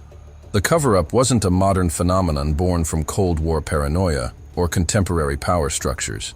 It was a pattern of information control that stretched back potentially thousands of years, suggesting that whatever truth was being hidden had been considered too dangerous for public knowledge throughout multiple civilizations and eras. As I documented this historical pattern, I realized I was looking at evidence of the most successful conspiracy in human history, one that had operated across centuries, continents, and political systems to maintain a false narrative about human origins and development. Every generation had its archaeologists who discovered evidence of ancient advanced technology or extraterrestrial contact, and every generation had its mechanisms for silencing those discoveries and destroying those who tried to share them. The conspiracy's success wasn't due to perfect secrecy. The evidence was there in archives for anyone willing to look hard enough, but due to institutional control that ensured anyone who found the evidence would be dismissed as a crank, a fraud, or mentally unstable before they could force serious examination of what they'd discovered. I was just the latest in a long line of archaeologists who'd stumbled onto this truth. And like all my predecessors, I now faced the choice between silence and destruction, between protecting myself and my daughter, or trying to expose a lie that had been carefully maintained for over a century and possibly far longer. The breakthrough in understanding the true scope of the conspiracy came when I stopped thinking like an archaeologist and started thinking like an investigative journalist following money. Archaeological research requires funding. Excavations, equipment, staff, permits all cost money, and that money comes from somewhere. When I started tracing the financial networks behind archaeological projects that had been abruptly canceled or failed to produce expected results, I discovered a web of funding sources that appeared legitimate on the surface, but revealed disturbing patterns when examined closely. The same private foundations, government grants, and international organizations appeared repeatedly across decades of suppressed discoveries, and their involvement was always associated with site closures, classification of findings, and career destruction of lead researchers who asked too many questions. UNESCO was the most shocking revelation because of its public mission to preserve and share world heritage. On paper, their involvement in archaeological sites appears altruistic and scientific, but when I examined their internal documents, obtained through Freedom of Information requests that took months to process and were heavily redacted, I found repeated references to special preservation protocols and restricted access classifications that seemed designed to limit rather than facilitate knowledge. A 1989 internal memo discussed creating buffer mechanisms between sensitive discoveries and public disclosure to prevent premature release of findings that could cause societal disruption. Another document from 2003 outlined coordination procedures with national security stakeholders when archaeological discoveries had implications beyond cultural heritage. The language was bureaucratic and vague, but the intent was clear. UNESCO wasn't just preserving historical sites, they were actively managing what knowledge about those sites reached the public, and they were coordinating with intelligence and military agencies to enforce that control. The government agencies involved read like a directory of international intelligence and military organizations. CIA documents declassified under 50-year rules showed that during the Cold War, both American and Soviet intelligence services had dedicated units for monitoring archaeological discoveries in Egypt, Peru, Mexico, and other ancient sites. A partially redacted CIA memo from 1963 discussed Project Pharaoh, which involved embedding intelligence assets within archaeological expeditions to identify and secure artifacts of strategic interest before they could be publicized. The Soviet equivalent, revealed in documents I obtained from a Russian researcher who'd accessed KGB archives during the brief post-Soviet transparency period, was called Operation Ancestral Knowledge and had the same objective: identify evidence of advanced ancient technology or non-human intelligence, secure it through whatever means necessary, and ensure it never reached public awareness where it might challenge state control over historical narratives. The private foundations funding archaeological research were even more disturbing because their connections were harder to trace, but more revealing once uncovered. The Henderson Foundation, which had funded 17 major excavations between 1947 and 1985, appeared to be a philanthropic organization dedicated to advancing archaeological science. But when I dug into their board members, funding sources, and operational patterns, I found connections to defense contractors, intelligence agencies, and individuals who'd served in military roles involving classified technology research. The Foundation's grants always came with extensive non-disclosure clauses and requirements that all findings be submitted for preliminary review before publication, essentially giving them veto power over what discoveries could be shared. At least 6 major archaeological projects funded by Henderson had resulted in sudden site closures, classification of findings, and termination of lead researchers' careers, all following the now familiar pattern of discovery and suppression. The money trails led to coordination networks that operated globally and had existed for decades. The Archaeological Heritage Protection Initiative, established in 1952 and funded through a combination of UN mechanisms and private donations, claimed to work on preserving endangered sites, but actually functioned as a clearinghouse for managing sensitive discoveries. Their budget documents, which I obtained through a sympathetic researcher at a European university who'd grown suspicious of their activities, showed massive expenditures for site security, evidence preservation, and stakeholder coordination that were far beyond what normal archaeological preservation would require. They had staff positions with titles like Discovery Impact Assessment Coordinator and Strategic Communications Manager that had nothing to do with actual archaeology and everything to do with controlling information flow. Their operational budget included line items for researcher relocation assistance and career transition support. Euphemisms, I suspected, for paying off or silencing archaeologists who'd found something inconvenient. The evidence of coordinated suppression worldwide became undeniable when I started comparing discovery patterns across different countries and archaeological sites. In 1976, a Chinese archaeological team found a chamber beneath the Qin Shi Huang Mausoleum containing metallic objects of unknown purpose that were immediately classified by the People's Liberation Army and the site sealed with military guards that remain there to this day. The lead archaeologist, Dr. Li Wei, published one paper about unusual artifacts requiring further study, and then never published again, spending the rest of his career on routine excavations with no access to major sites. In 1983, a Greek team exploring beneath the Parthenon discovered a chamber containing objects that defy chronological placement, according to leaked internal reports, and the site was sealed by joint order of the Greek Ministry of Culture and NATO security officials. An unusual collaboration that suggested military-level coordination for an archaeological discovery. The pattern extended to ancient sites across every continent. Australian research has found impossibly precise stone cutting and metallic residues of unknown composition at Aboriginal sites in the Northern Territory in 1991, and their findings were immediately classified under national security laws, typically reserved for military secrets.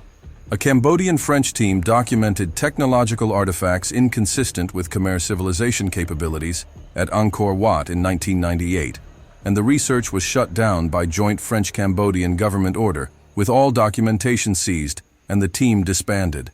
A Brazilian expedition in 2005 reported finding structural anomalies and artifacts suggesting advanced pre-Columbian technology in the Amazon basin, and within a week, the site was declared a military exclusion zone by the Brazilian Defense Ministry. The global coordination was impossible to dismiss. These weren't isolated national decisions, but part of an international system for identifying and suppressing evidence of ancient advanced technology. The classified documents I managed to access, through a network of sympathetic researchers, freedom of information requests, and one brave whistleblower who contacted me anonymously, revealed the philosophical justification behind the suppression. A 1958 memorandum from a joint US-UK intelligence working group discussed the potential destabilizing effects of confirming extraterrestrial involvement in human civilization, arguing that such revelation could undermine religious institutions, challenge governmental authority, and create societal chaos that hostile powers could exploit. A 1977 UNESCO internal assessment concluded that premature disclosure of non-human technological artifacts would fundamentally disrupt economic systems, educational curricula, and social cohesion in ways that could take generations to stabilize. The documents consistently framed suppression not as malicious conspiracy, but as protective paternalism. They were hiding the truth for our own good, because humanity supposedly couldn't handle the revelation that our civilization might have been guided or created by non-human intelligences. The realization of how deep the conspiracy went was both terrifying and clarifying. This wasn't just about hiding a few anomalous artifacts or protecting national security interests in specific locations. This was a global, multi-generational effort involving dozens of governments, international organizations, academic institutions, private foundations, military and intelligence agencies, all coordinated through formal and informal networks to maintain a false historical narrative about human development and our place in the universe. The conspiracy succeeded not through perfect secrecy. Evidence existed in archives, leaked documents circulated among researchers, and suppressed discoveries were documented if you knew where to look, but through control of the institutions that determined what counted as legitimate knowledge. By controlling universities, peer-reviewed journals, archaeological authorization processes, museum collections, and funding mechanisms, they ensured that evidence contradicting the official narrative would never receive serious examination regardless of its validity. What made the conspiracy particularly effective was its exploitation of existing academic and bureaucratic structures. They didn't need to create secret societies or shadow governments. They just needed to place the right people in positions of authority within legitimate institutions. A sympathetic university administrator could revoke credentials or deny tenure to troublesome researchers. A journal editor aligned with suppression objectives could reject papers about anomalous findings. A grant committee member could ensure funding only went to projects that wouldn't challenge approved narratives. Museum directors could decline to display or even examine artifacts that didn't fit conventional chronology. By leveraging normal institutional processes, the conspiracy could operate almost invisibly, with most participants genuinely believing they were maintaining academic standards rather than suppressing revolutionary evidence. The other ancient sites with similar secrets formed a pattern that suggested intentional placement rather than random distribution. Based on the suppressed discoveries I documented, chambers containing advanced technology or evidence of non-human intelligence had been found at the Giza pyramids, Teotihuacan, Machu Picchu, Angkor Wat, various sites in China, Aboriginal locations in Australia, Stonehenge, and dozens of other ancient structures scattered across the globe. The geographic distribution wasn't random.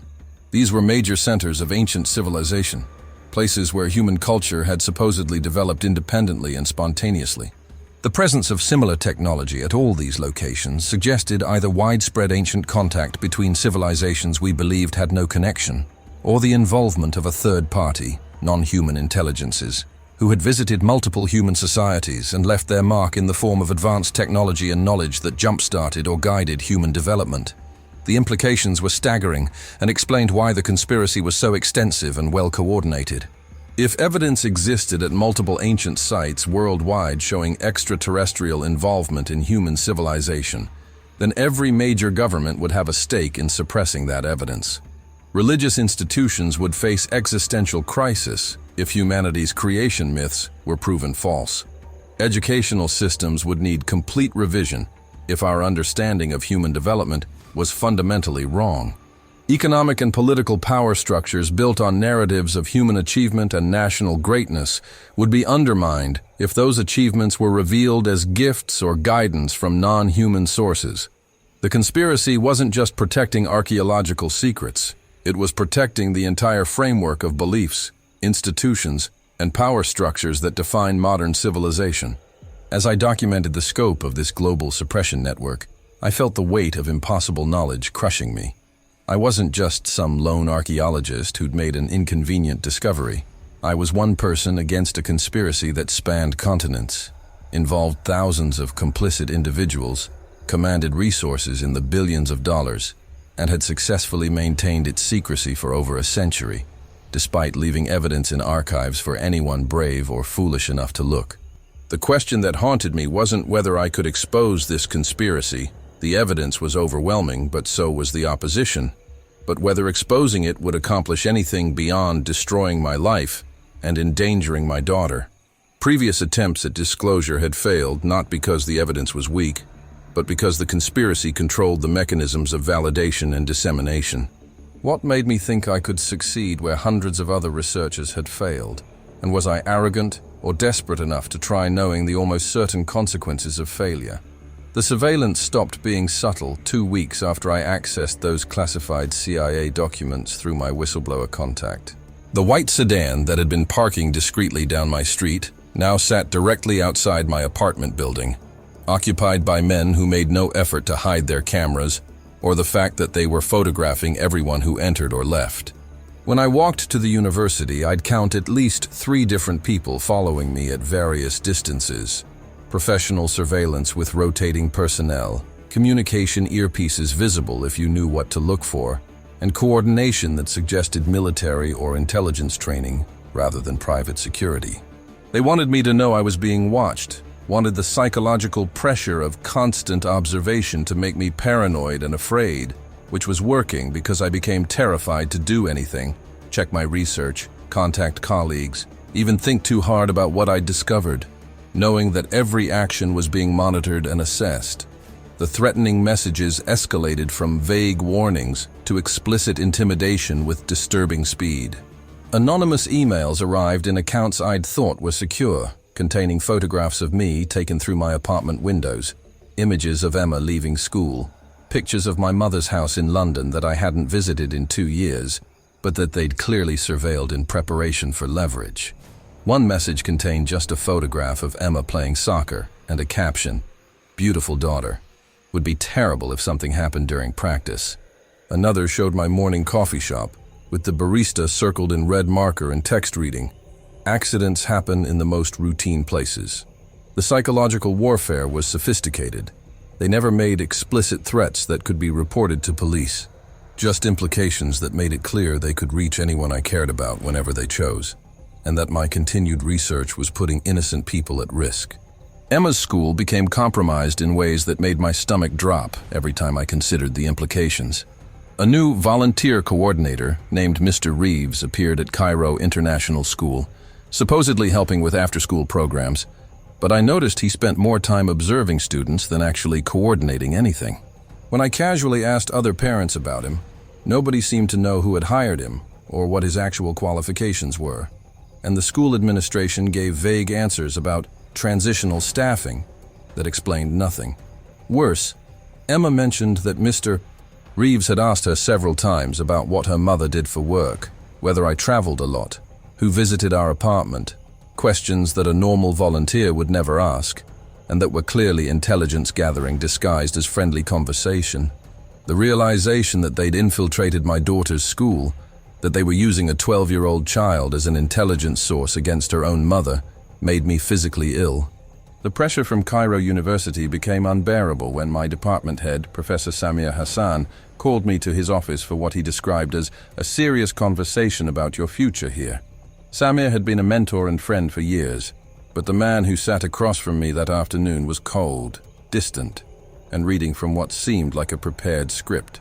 He informed me that concerns had been raised about my recent research directions, that my focus on fringe theories was damaging the department's reputation, and that unless I refocused on mainstream archaeological work and distanced myself from controversial speculations, my contract renewal would be in jeopardy. When I protested that I was being punished for legitimate research, he cut me off and said something that made his coercion obvious. "Mitchell, I've been advised by people far above my position that your continued employment depends on your cooperation with certain expectations. I don't know exactly what you've been investigating, but I know that powerful interests want you to stop. For everyone's sake, yours, Emma's, the department's, please just stop." Former colleagues who I'd worked with for years began treating me like a pariah, and the transformation happened so quickly, it had to be coordinated. Dr. Fatima al-Rashid, who'd been my closest friend in the department and godmother to Emma, stopped returning my calls and avoided me in hallways. When I finally cornered her in her office, she looked genuinely frightened and said, "Mitchell, people are talking about you. They're saying you've become unstable, that you're pursuing conspiracy theories, that associating with you could damage careers. I have tenure to think about and a family to protect. I'm sorry, but I can't be seen supporting whatever you're doing." The isolation was complete and intentional. They were systematically cutting me off from every support network, every professional relationship, ensuring that when they finally moved to destroy my career entirely, I'd have nobody willing to defend me or validate my claims. The choice between safety and truth became impossible to avoid when I received a certified letter from the Egyptian Ministry of Antiquities, formally revoking my archaeological research credentials. The letter cited violations of site access protocols, unauthorized dissemination of classified information, and conduct unbecoming of a licensed archaeological researcher, without providing specific examples of what I'd supposedly done wrong. The revocation meant I could no longer legally conduct excavations in Egypt, couldn't access archaeological sites or museum collections, couldn't supervise student fieldwork. Essentially, my career as an Egyptologist was over unless I complied with whatever demands came next. The letter concluded with a paragraph that was clearly a threat, disguised as bureaucratic procedure. Credential revocation may be reversed pending satisfactory resolution of outstanding concerns. Parties with interest in resolution procedures may contact the office directly to discuss remediation options and expectations for future conduct. The phone call came 3 days after the credential revocation letter, from a number that showed as private but connected to a voice I recognized. Colonel Hassan Aziz, the man who'd overseen the chamber shutdown and forced me to sign the NDA. He spoke with the calm authority of someone accustomed to compliance. "Dr. Mitchell, I believe you've received notification about your credentials. This is unfortunate, but correctable. We need you to sign a statement acknowledging that the excavation findings were misinterpreted due to equipment malfunction, that your subsequent research was based on flawed assumptions, and that you retract any claims about anomalous discoveries. Additionally, we require your cooperation in discouraging other researchers from pursuing similar investigations. Do this, and your credentials will be restored.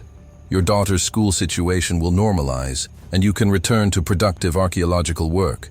Refuse, and I cannot guarantee your safety or employment, and Emma's student visa status in Egypt may require review." The threat to Emma's visa was the breaking point. the moment I realized they would use any leverage necessary to ensure my silence. Emma was enrolled in an international school in Cairo because of my work authorization and research position. If they challenged her student visa status, she could be forced to leave Egypt, which would mean leaving her father, her school, her friends, everything stable in her life. I'd already destroyed my marriage and disrupted Emma's childhood multiple times for my career, and now I was being forced to choose between that career and my daughter's well-being.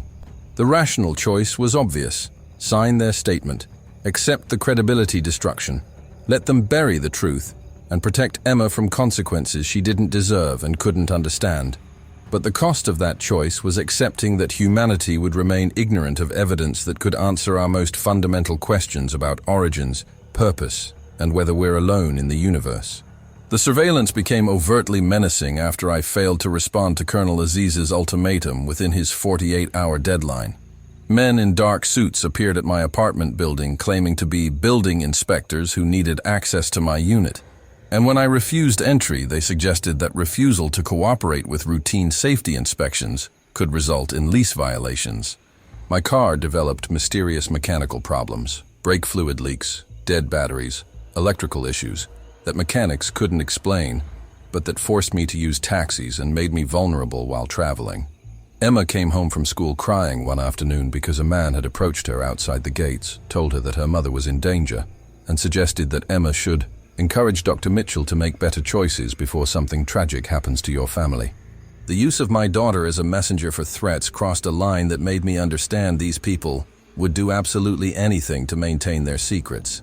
Former colleagues didn't just avoid me. Some actively turned against me in ways that felt like coordinated character assassination. Professor Khalid Mansour, who I'd worked with on 3 previous excavations and considered a friend, published an opinion piece in the Egyptian Archaeological Journal titled "The Dangers of Pseudo-Archaeology and Professional Responsibility," that didn't mention me by name, but described recent incidents of respected researchers abandoning scientific methodology for sensational speculation about ancient aliens and impossible technology. The piece was clearly about me, and it was picked up by other publications and circulated throughout the international archaeological community. Within days, I received emails from journals rejecting papers I'd submitted months earlier with explanations that my recent work quality concerns made them question all my research. The professional destruction was systematic and public, designed not just to silence me, but to ensure nobody would take my claims seriously, even if I did try to go public. The psychological toll of constant threat, isolation, and surveillance pushed me closer to breaking than I'd ever been, even during the worst periods after my divorce. I stopped sleeping more than a few hours a night, jumping at every sound and convinced that each moment might be when they decided surveillance wasn't sufficient and more direct action was necessary. Emma noticed the change. How could she not? And asked repeatedly what was wrong, why we couldn't go places we used to visit, why her mother seemed scared all the time.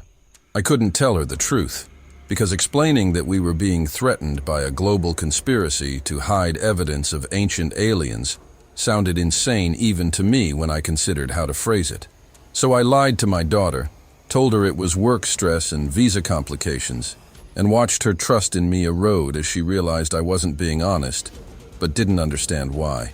The final push toward impossible decision came when I received a package at my office containing copies of Emma's medical records, school transcripts, psychological evaluations, and a dossier on Ahmed that included information about his finances, relationships, and private activities that nobody should have known. The message was clear. We have access to every aspect of your lives. We know everything about everyone you love, and we can use that information however necessary to ensure your compliance. Attached was a handwritten note. Dr. Mitchell, you have until Monday to sign the retraction statement and agree to our terms. After Monday, decisions will be made for you rather than by you, and the consequences will extend beyond your control. Think of Emma. Make the right choice. It was Friday afternoon when I received the package, giving me exactly 3 days to decide whether protecting one truth was worth destroying everything and everyone I loved, or whether some secrets were too dangerous to expose regardless of what they revealed about humanity's origins and place in the universe. I made my decision that Friday night while Emma slept, knowing that I had only 72 hours before Colonel Aziz's deadline, and that whatever I chose would be irreversible. If I was going to defy them and attempt to expose what I'd discovered, I needed evidence so compelling that it couldn't be dismissed as fraud, delusion, or misinterpretation. Evidence that would force public attention even if every academic institution and government agency tried to suppress it. The challenge was that they'd confiscated everything from the chamber discovery, all our photographs, spectrographic analyses, physical samples, and documentation. But they hadn't confiscated my memory, and they didn't know about the precautions I'd taken during those crucial first hours inside the chamber when some part of my brain had understood that what we were seeing would likely be suppressed and that preservation of evidence would require breaking rules. The photographs I'd hidden were my most valuable asset, taken with a small personal camera I'd concealed in my jacket before we'd entered the chamber. While the official documentation equipment was being operated under observation, I'd captured over 200 images on a device that wasn't part of our inventory and that I'd managed to keep hidden during the subsequent confiscation. The memory card was removed immediately after we left the chamber and hidden in a location I'd prepared years earlier for securing sensitive materials, a waterproof container buried in the garden of a friend's apartment complex, marked only by GPS coordinates I'd committed to memory. The photographs showed everything: the impossible surface finish of the walls, the crystalline device with its internal metallic components, the hieroglyphs depicting six-fingered beings, the geometric symbols that appeared to shift with viewing angle. The resolution was lower than professional archaeological documentation required, but it was sufficient to prove that something extraordinary existed in that chamber. The physical samples were more problematic because I'd only managed to collect 3 small pieces before the shutdown, each no larger than a fingernail clipping. One was a fragment of the crystalline material that had fallen from the central device when Dr. Werner's scanner got too close and apparently triggered some kind of resonance effect. Another was a scraping of the metallic residue I'd found on the hieroglyphic walls using a dental tool from my field kit. The third was a minuscule piece of the limestone wall surface that I'd chipped off while pretending to examine tool marks, small enough that nobody noticed the removal, but potentially large enough for laboratory analysis if I could find scientists willing to test it without reporting my possession of artifacts that legally belonged to the Egyptian government. These samples were hidden separately from the photographs, one at my mother's house in London inside a book I'd mailed to her months earlier, one in a safety deposit box at a Cairo bank under a false name, and one sewn into the lining of an old jacket hanging in my office closet where nobody would think to look. The recordings I'd made were the most incriminating evidence and the most dangerous to possess. Using a voice recorder disguised as a USB drive, I'd captured conversations between government officials during the shutdown, including Colonel Aziz discussing previous chamber discoveries and coordination procedures with international protocols for artifact classification and suppression.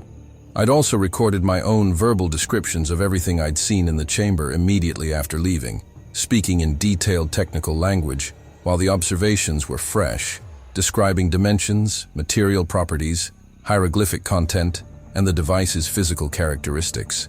Additionally, I'd recorded my subsequent research sessions, documenting my discoveries about historical patterns of suppression, the cases of murdered and discredited archaeologists, and the financial networks connecting international organizations involved in the cover-up.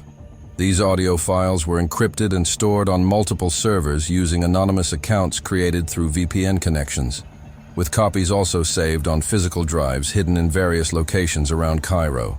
The contact with an underground network of suppressed researchers came through an encrypted email I received from someone using the pseudonym Cassandra, a reference that any classicist would recognize as the Greek prophet cursed to speak truth that nobody would believe. The sender claimed to represent a group of scientists, archaeologists, and researchers worldwide who'd made discoveries that challenged official narratives and had been silenced, discredited, or forced into hiding. They'd been monitoring my situation, recognized the pattern of suppression I was experiencing, and were offering to help if I was serious about going public. The communication included an encrypted communication protocol, a list of journalists and alternative media outlets that had previously covered suppressed scientific findings, and contact information for lawyers specializing in whistleblower protection. The message concluded, "You're not alone, and what you found isn't unique. We have evidence from 17 researchers in 12 countries, all showing similar patterns. Together, we might have enough to break through the suppression. Alone, you'll be destroyed like the others. Choose wisely. Planning to go public required thinking through consequences I'd hoped to avoid by complying with the NDA and accepting the career destruction they'd already begun implementing. Going public meant Emma would be even more vulnerable to retaliation, that Ahmed would be dragged into controversy he'd never asked for, that my mother's retirement would be disrupted by media attention and potential harassment. It meant accepting that my academic reputation would be permanently destroyed regardless of the evidence's validity, because the conspiracy controlled the institutions that determined credibility. It meant understanding that I might face legal prosecution, imprisonment, or worse, and that Emma could end up orphaned or in foster care if something happened to both her parents. The risks were staggering, but so was the alternative, living with the knowledge that humanity was being kept ignorant of its true origins and relationship with non-human intelligences, that evidence answering our most fundamental questions about whether we're alone in the universe was being systematically suppressed, and that I'd had a chance to expose this deception, but had chosen personal safety over truth. The preparation for consequences included securing Emma's future regardless of what happened to me. I transferred custody documentation to Ahmed's name exclusively, drafted a will that allocated my assets to Emma's education and care, and created sealed letters explaining everything to be opened only if I died or disappeared under suspicious circumstances. I contacted lawyers about whistleblower protection laws, discovering that Egypt had virtually none, and that international protections were limited for non-citizens dealing with foreign governments. I researched asylum procedures in countries with stronger press freedom protections, identifying potential escape routes if the retaliation became life-threatening. Most painfully, I began preparing Emma psychologically without explaining the full situation.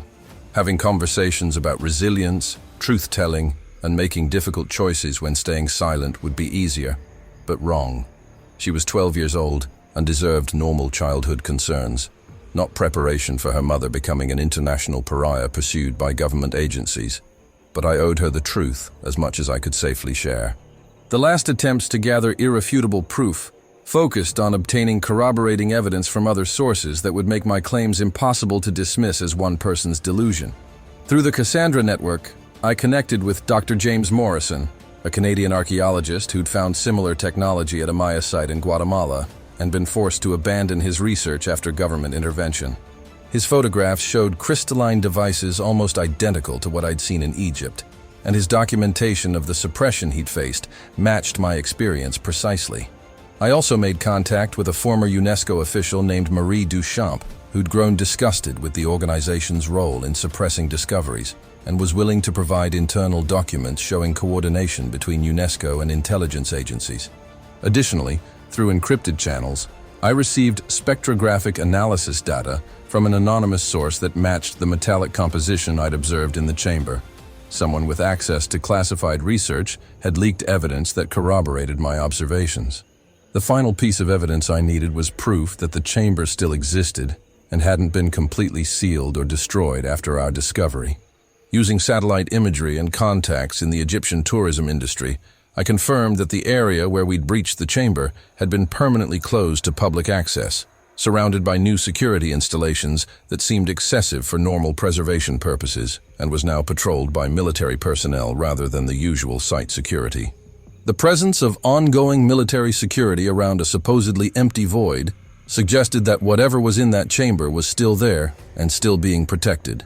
I also discovered through ground-penetrating radar data obtained by a sympathetic geophysicist that the anomaly we'd detected was still present and still showing the same characteristics. A sealed chamber that shouldn't exist according to official pyramid architecture, suggesting that the chamber hadn't been filled or collapsed, but was being preserved and protected from further discovery. The documentation I compiled formed a narrative that was either the most important archaeological discovery in human history or the most elaborate delusion ever constructed by a trained scientist. There was no middle ground. I had photographs showing impossible technology in an ancient context, physical samples that could potentially be analyzed to prove their anomalous properties, recordings of officials discussing cover-up procedures, historical evidence of systematic suppression spanning over a century. corroborating testimony from other suppressed researchers, financial documentation showing coordination between international organizations, and proof that the site was being protected by military-level security, inappropriate for a failed excavation. The evidence package was comprehensive, documented, and verifiable by independent researchers if they were willing to look past institutional pressure to dismiss it. The question was whether any platform would have the courage to publish it, whether any audience would be willing to consider it seriously, and whether I was brave or foolish enough to become the target that releasing this evidence would inevitably make me. Sunday evening, 36 hours before Colonel Aziz's Monday deadline, I sat in my apartment with all my evidence compiled in multiple formats. Digital files encrypted and uploaded to secure servers, physical copies distributed to trusted contacts worldwide, and a comprehensive document package ready to be released simultaneously to journalists, academics, alternative media platforms, and public document repositories if I gave the signal. Emma was at Ahmed's apartment for the weekend, giving me time to finalize preparations without her witnessing my anxiety and fear. The weight of what I was about to do felt crushing, not just risking my own career and safety, but potentially endangering everyone I loved, violating laws and agreements I'd signed, and becoming a target for forces that had successfully silenced hundreds of other researchers over more than a century.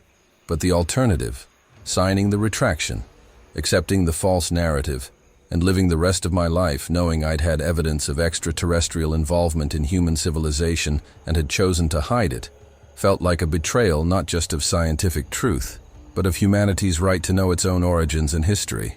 The final decision came down to a simple question. What kind of person did I want to be? And what kind of world did I want Emma to inherit? I could be someone who stayed safe, who protected her family by choosing silence, who accepted that some truths were too dangerous to expose. Or I could be someone who fought for truth regardless of cost, who believed that humanity deserved to know whether we'd been visited and influenced by non-human intelligences, who trusted that people could handle revelations that challenged everything we thought we knew about history, civilization, and our place in the universe. The choice would define not just my own life, but potentially Emma's understanding of courage, integrity, and the responsibilities that come with impossible knowledge. As Monday morning approached and Colonel Aziz's deadline drew closer, I knew that whatever I chose, there would be no going back, and that the consequences would extend far beyond anything I could predict or control. I released the evidence at 6:47 a.m. Cairo time on Monday morning, exactly 13 minutes before Colonel Aziz's deadline expired. The distribution was simultaneous and comprehensive. Encrypted files uploaded to WikiLeaks and similar document repositories, press packages sent to 47 journalists across 23 countries, video presentations posted to multiple social media platforms, and comprehensive documentation shared with every major archaeological institution worldwide. The release package included everything: the photographs from inside the chamber showing the crystalline device and impossible hieroglyphs, spectrographic analysis of the metallic samples, audio recordings of officials discussing suppression protocols, historical documentation of similar discoveries being buried, financial evidence connecting international organizations to the cover-up, and my detailed written testimony describing the entire sequence of events from discovery to forced silence. I titled the release, "The Giza Deception: Evidence of Extraterrestrial Technology in Ancient Egypt and the Global Conspiracy to Hide Human Origins," knowing that the sensational title would attract attention, even as it invited dismissal from serious academics. The initial response exceeded my expectations in both reach and intensity. Within 3 hours, my story was trending on multiple social media platforms, shared thousands of times by users fascinated by the possibility of ancient alien contact. Alternative media outlets picked up the story immediately, with headlines like, "Cambridge Archaeologist Exposes Alien Chamber in Great Pyramid," and "Secret Technology Found Beneath Giza, Governments Hiding the Truth." Several independent researchers and UFO investigators amplified the evidence, analyzing my photographs and declaring them authentic documentation of extraterrestrial artifacts. For approximately 6 hours, it seemed like the truth might actually break through institutional control, that the evidence was compelling enough and reaching enough people that suppression would be impossible this time. I allowed myself to hope that I'd succeeded where hundreds of others had failed, that the conspiracy's grip on information was weakening in the age of digital communication and decentralized media. The counterattack began before noon and was more sophisticated and comprehensive than anything I'd anticipated. Major news organizations that had initially expressed interest in the story suddenly dropped coverage, with editors claiming that further investigation revealed credibility concerns, or that the story didn't meet journalistic standards for verification. The BBC, CNN, Al Jazeera, every mainstream outlet that had started covering the release, pivoted to skeptical debunking pieces that questioned my mental state, my motivations, and the authenticity of my evidence. A BBC article published just 5 hours after my release was titled, "Disgraced Archaeologist's Pyramid Conspiracy Theory Contradicts All Known Evidence," and it quoted unnamed colleagues describing me as increasingly erratic and pursuing fringe theories after a career setback. The speed and coordination of the negative coverage was remarkable, suggesting that media talking points had been prepared in advance, waiting for exactly this scenario. The character assassination campaign was brutal and personal in ways that went beyond professional critique. Within 24 hours, articles appeared describing me as a failed academic seeking attention through sensational claims, a formerly respected researcher who'd suffered a mental breakdown, and an opportunist exploiting public fascination with aliens to rebuild a collapsed career.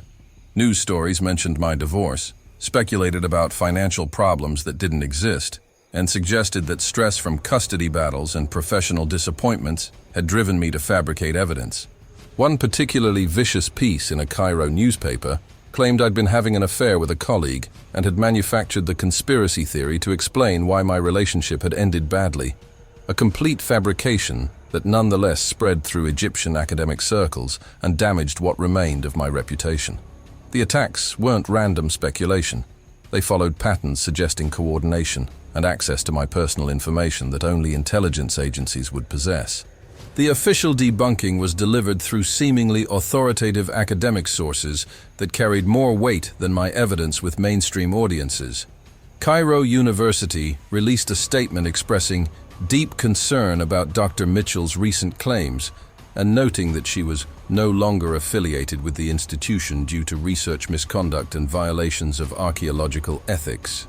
The Egyptian Ministry of Antiquities held a press conference declaring that the chamber I'd described does not exist, that ground-penetrating surveys had shown only a minor structural void with no artifacts or unusual features, and that my photographs were either digitally manipulated or misrepresented images from unrelated sites. They produced their own expert witnesses, archaeologists and imaging specialists who testified that my evidence showed clear signs of digital alteration and could not possibly represent genuine documentation of an actual chamber. The fact that these officials were lying, that I knew the chamber existed because I'd been inside it, was irrelevant if mainstream media believed the official narrative over mine. My academic position was terminated within 48 hours of the release, with Cairo University citing gross professional misconduct, violation of non-disclosure agreements, and damage to institutional reputation as grounds for immediate dismissal without severance or benefits. The termination letter was copied to every major archaeological institution worldwide, effectively blacklisting me from academic employment anywhere. Simultaneously, the Egyptian government initiated legal proceedings against me for theft of cultural artifacts, violation of state secrets, and deliberate dissemination of false information damaging to national heritage protection. The charges were absurd. I hadn't stolen artifacts. The state secrets were evidence of extraterrestrial contact that the public deserved to know, and nothing I'd disseminated was false. But they served their purpose of making me a criminal facing imprisonment rather than a whistleblower exposing truth. My passport was flagged, preventing me from leaving Egypt, and my bank accounts were frozen pending investigation of suspicious financial transactions that were actually just normal salary deposits and personal expenses. The loss of reputation was perhaps more devastating than the legal and professional consequences because it affected how everyone perceived not just me, but my evidence. Colleagues I'd worked with for decades publicly distanced themselves, with several publishing statements expressing shock at my betrayal of scientific standards. and disappointment that I'd chosen sensationalism over scholarship. Dr. Hassan Mahmoud, who'd been inside the chamber with me and seen everything I'd documented, gave an interview describing me as a brilliant archaeologist who unfortunately succumbed to the pressures of a competitive field and began seeing patterns that didn't exist. His betrayal was particularly painful because I knew he was lying to protect himself, that he'd seen the same impossible technology I'd documented, but that he'd chosen career survival over truth-telling. When I tried to contact other team members hoping they'd corroborate my account, I found that they'd all signed additional statements denying my version of events and describing the chamber as a minor structural void that was briefly examined and found to contain no artifacts of significance. The media complicity in the cover-up revealed itself through patterns of coverage that couldn't be coincidental. Stories about my release appeared and then disappeared from news websites, with archived versions showing that articles had been edited to remove specific details about the evidence and add disclaimers about my credibility.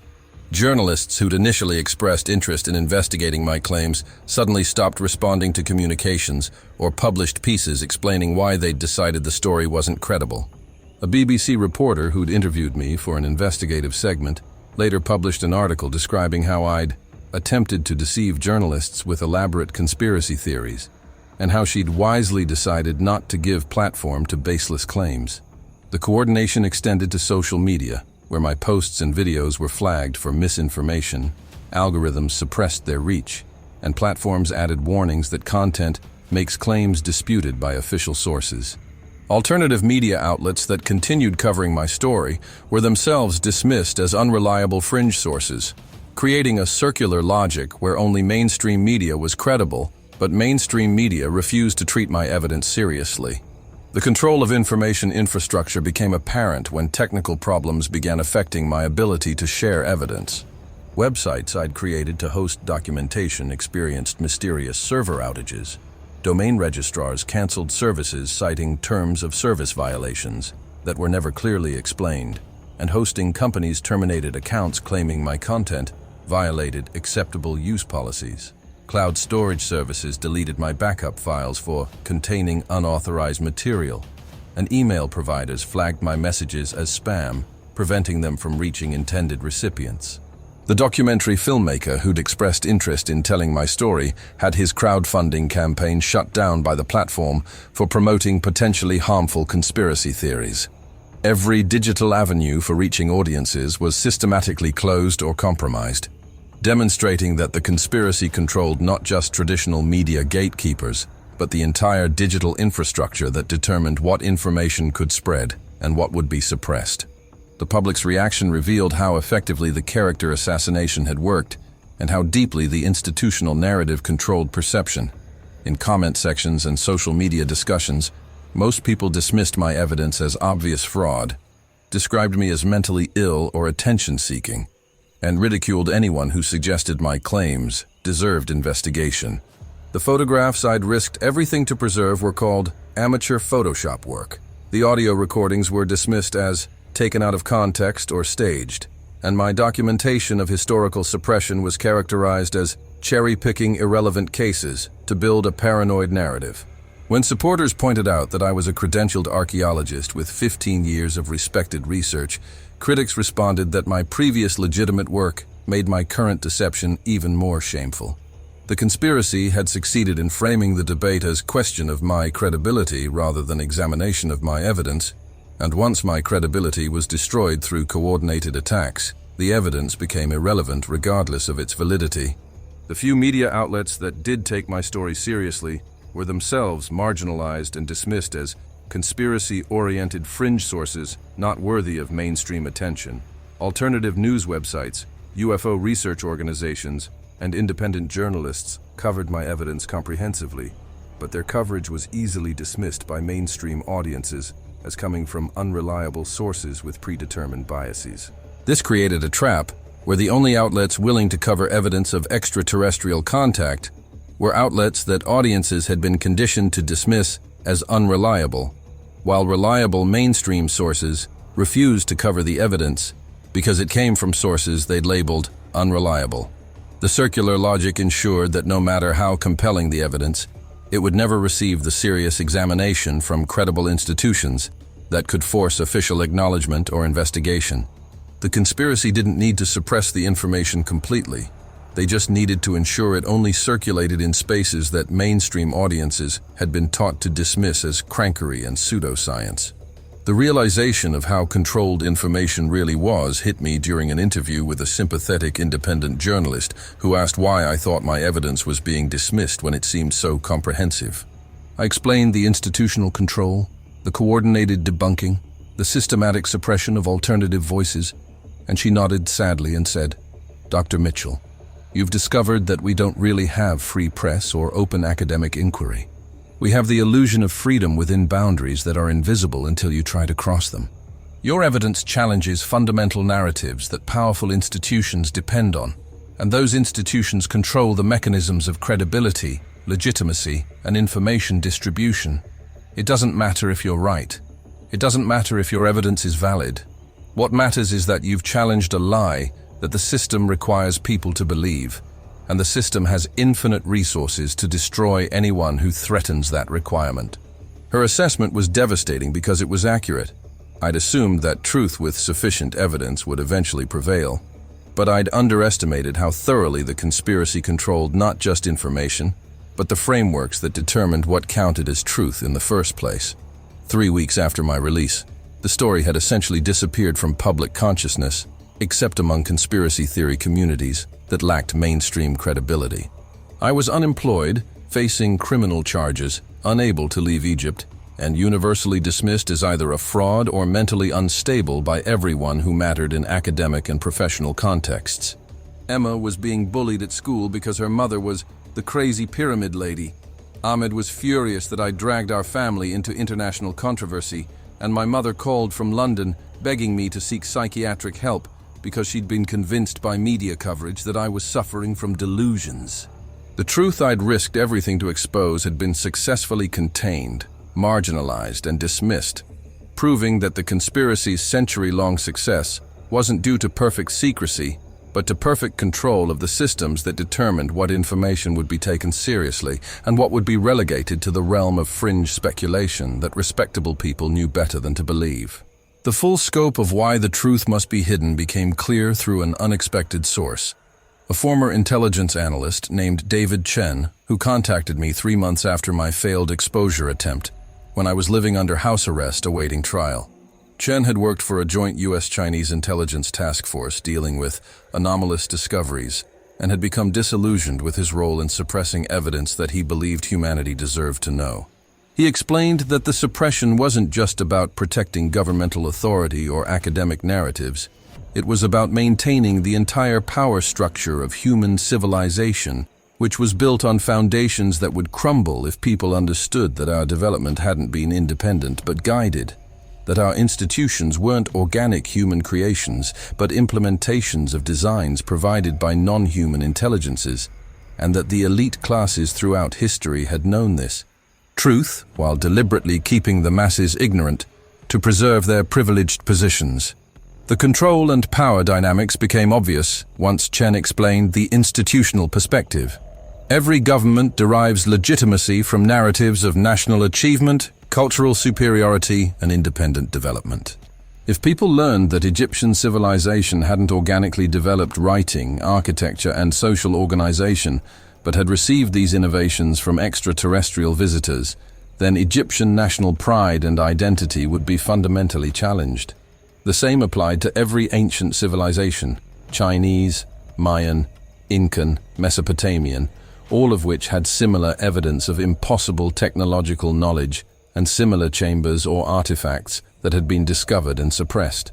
Governments couldn't admit this without undermining their own legitimacy and authority.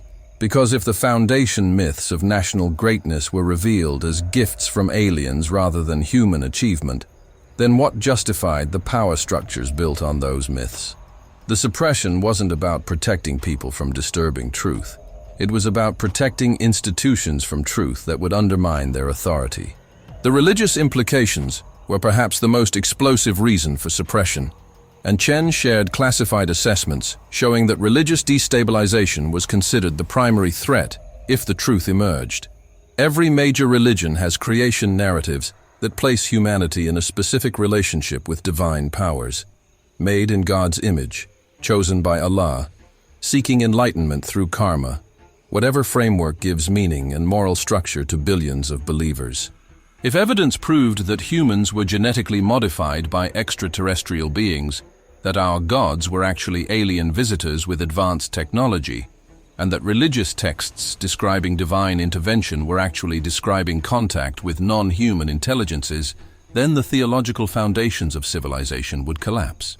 Chen showed me a CIA assessment from 1964 that concluded revealing evidence of ancient alien contact would cause catastrophic religious disruption, potentially leading to social collapse, suicide epidemics, and loss of moral framework that maintains societal cohesion. Whether that assessment was accurate or paternalistic, it explained why religious institutions cooperated with suppression. They were protecting not just doctrine, but the entire psychological infrastructure that gave meaning to human existence. The government reasons for suppression extended beyond legitimacy, concerns to practical matters of control and stability. Chen explained that ruling classes throughout history had possessed secret knowledge that gave them advantages over the masses. The Egyptian priesthood controlled astronomical knowledge, medieval clergy controlled literacy, modern governments control classified information about technology and threats. The alien origin of human civilization was the ultimate classified knowledge, and governments believed that maintaining this secret gave them power, while revelation would cause chaos they couldn't control. A Pentagon study Chen provided argued that disclosure would lead to breakdown of military hierarchies as personnel question whether human authority systems have any validity, economic disruption as people abandon productivity in favor of seeking contact with superior intelligences, and governmental collapse as citizens demand complete transparency about what else has been hidden. Whether these predictions were accurate or self-serving justifications, they revealed that suppression was fundamentally about elite fear of losing control if people learned how much had been hidden from them. The elite knowledge versus public ignorance dynamic had existed for centuries, Chen revealed, with an inner circle of government officials, corporate leaders, military commanders, and academic administrators who knew the truth while maintaining carefully constructed lies for public consumption. This elite group wasn't a single organized conspiracy, but rather a network of people who'd gained access to classified evidence, understood its implications, and chose to maintain secrecy, either because they believed it was necessary for stability or because it preserved their own privileged positions. Chen described attending meetings where officials casually discussed managing the alien origin narrative and maintaining the human achievement framework, as if lying to billions of people about their species' history was just another policy challenge. The contempt these elites had for public intelligence was shocking. They genuinely believed that ordinary people couldn't handle the truth, and that maintaining beautiful lies was more compassionate than revealing difficult truths. The real purpose of the pyramids was revealed through documents Chen provided that synthesized classified research from multiple government agencies across decades. The pyramids weren't tombs. They were energy generation and transmission devices built by extraterrestrial visitors as part of a global network of similar structures. The crystalline device I'd found in the chamber was a power converter that took energy from Earth's electromagnetic field and converted it into specific frequencies that could be transmitted through the pyramid's limestone structure. The impossibly precise construction, the alignment with celestial bodies, the internal chambers positioned at mathematically significant locations, all of it served the function of creating resonance effects that amplified and directed energy for purposes that even classified research hadn't fully determined. The hieroglyphs depicting alien beings teaching humans weren't metaphorical or religious imagery. They were technical documentation of actual events, showing extraterrestrial engineers instructing human workers in the construction and operation of technology that ancient humans couldn't have conceived independently. The connection to other ancient megalithic structures formed a global pattern that Chen's documents made explicit. Ground-penetrating surveys and classified excavations had found similar crystalline devices and technological chambers at Teotihuacan in Mexico, Angkor Wat in Cambodia, Machu Picchu in Peru, Stonehenge in England, the Moai platforms of Easter Island, and dozens of other ancient sites worldwide. Each structure was positioned at specific geographic coordinates that formed a geometric pattern when mapped globally, suggesting intentional placement as nodes in a planetary network. The devices in each location operated at different frequencies but were apparently designed to work together, possibly as a global energy grid or communication system. The suppression wasn't just about hiding evidence from one chamber in Egypt. It was about preventing humanity from understanding that every major ancient civilization had been visited by the same extraterrestrial intelligences, that those visitors had built a worldwide network of sophisticated installations, and that the entire development of human civilization had been guided or directed according to some agenda we still didn't fully understand. The evidence of ongoing alien monitoring was perhaps the most disturbing revelation Chen shared, moving the conspiracy from historical cover-up to active contemporary deception. Classified military and intelligence reports documented regular detection of unexplained aerial phenomena near major ancient sites, electromagnetic anomalies that couldn't be explained by natural causes, and what Chen described as activation events, where the ancient devices would spontaneously begin operating for brief periods, despite being unpowered for thousands of years. In 2019, sensors placed near the Giza pyramids by a classified Egyptian-American joint operation detected massive energy surges coming from underground chambers, including the one I'd discovered, during a specific astronomical alignment. The devices weren't dead relics.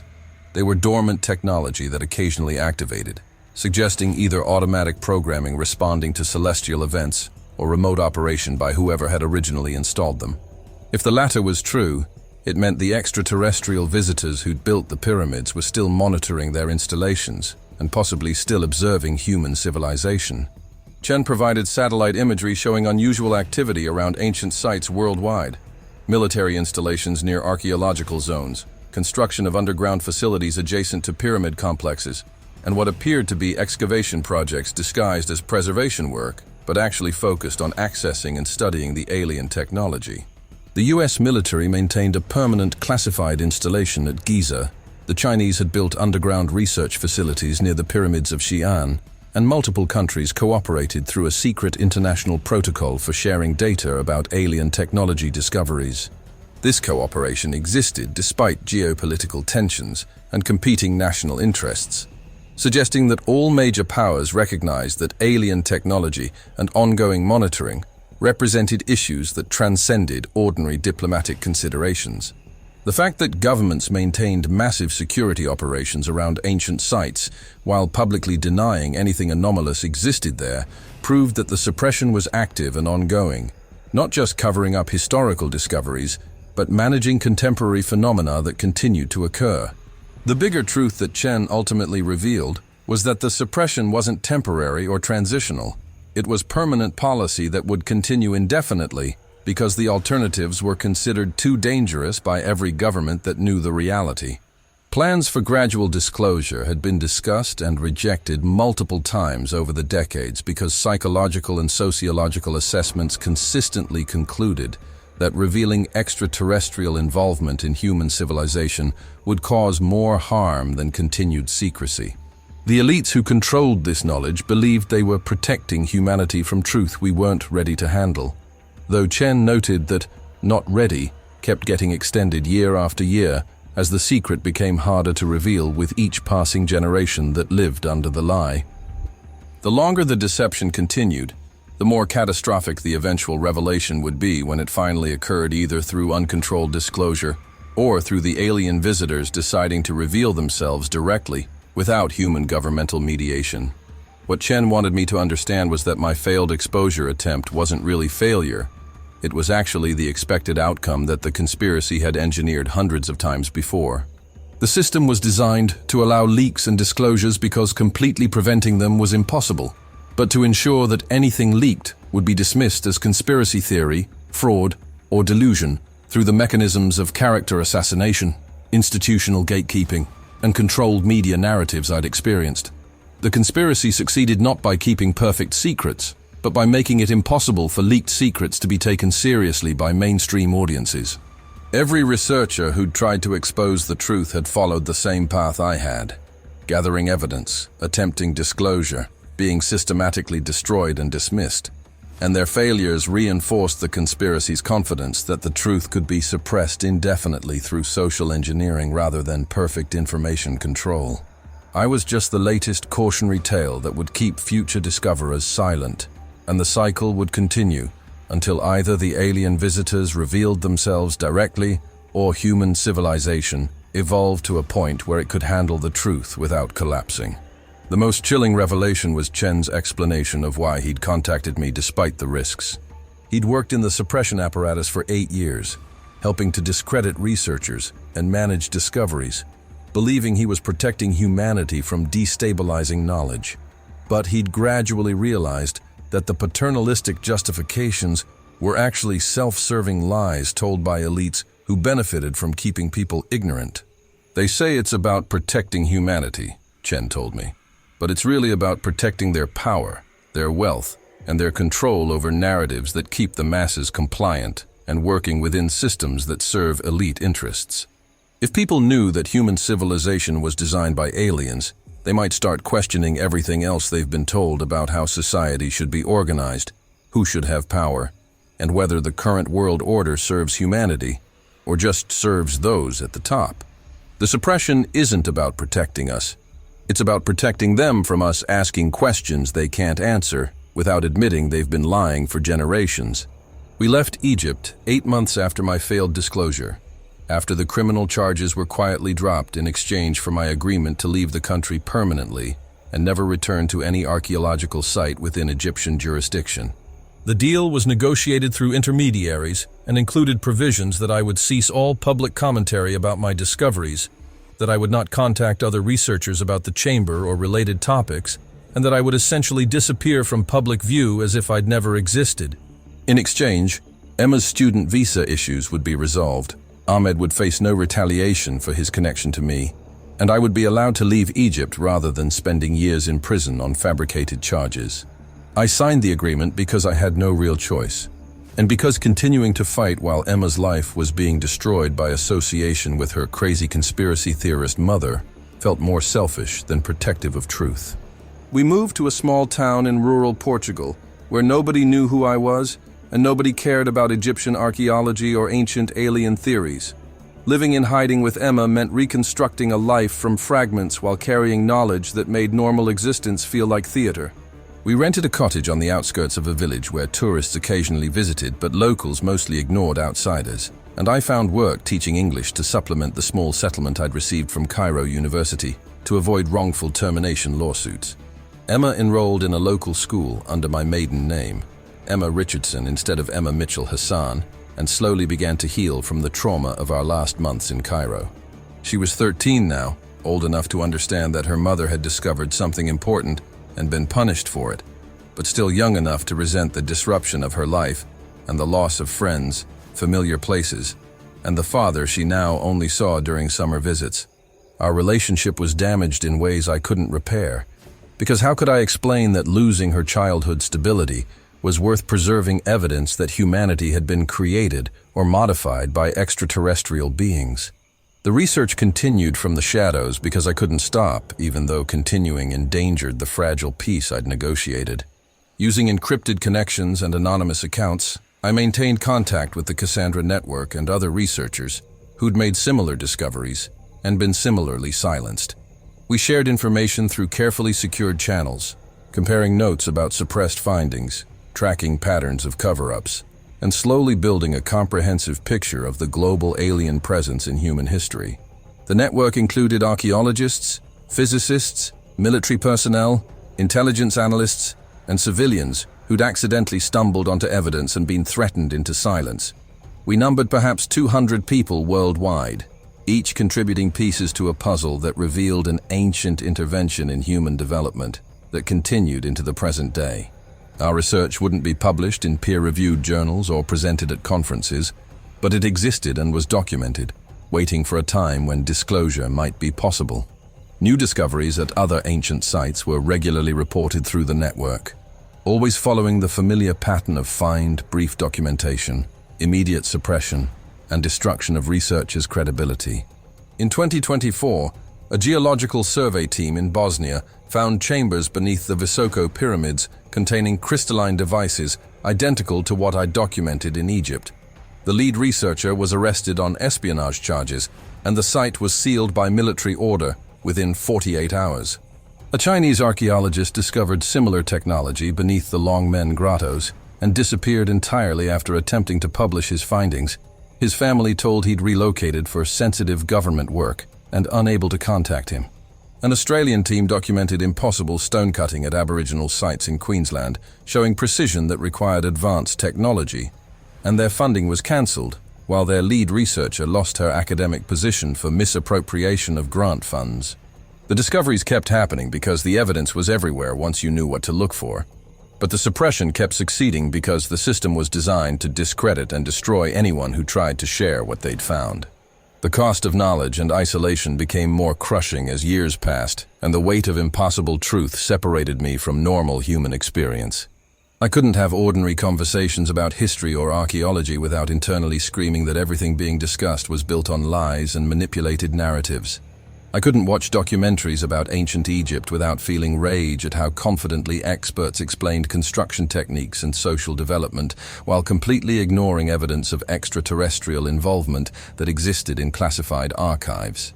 The isolation wasn't just physical, it was epistemological, being permanently separated from consensus reality by knowledge that was true, but unprovable to anyone who hadn't seen what I'd seen. Emma grew up knowing her mother was different in ways that couldn't be explained to friends or teachers, that we lived quietly and anonymously because of secrets that had to stay secret, and that normal family life had been sacrificed for truth that nobody wanted to hear. The network of believers and fellow truth-seekers became my only real community, connected by shared knowledge that isolated us from everyone else. We met occasionally in person at carefully arranged locations, but mostly communicated through encrypted channels, sharing research, supporting each other through the psychological challenges of carrying impossible knowledge, and maintaining hope that eventually the truth would emerge through channels we couldn't control. Some members believed the extraterrestrial visitors would return and reveal themselves, making governmental suppression irrelevant. Others thought technological advancement would eventually make the alien devices impossible to hide when citizens gained access to scanning equipment that could detect them. A few believed that generational change would eventually produce officials willing to disclose what previous generations had hidden. I wasn't optimistic about any of these scenarios, but the network gave me purpose and connection that made isolation bearable. David Chen remained my primary contact within the network, having left intelligence work and relocated to Southeast Asia, where he continued researching and documenting the conspiracy from outside its reach. He shared classified information that occasionally leaked through his former contacts, keeping our network updated on developments we'd otherwise never learn about.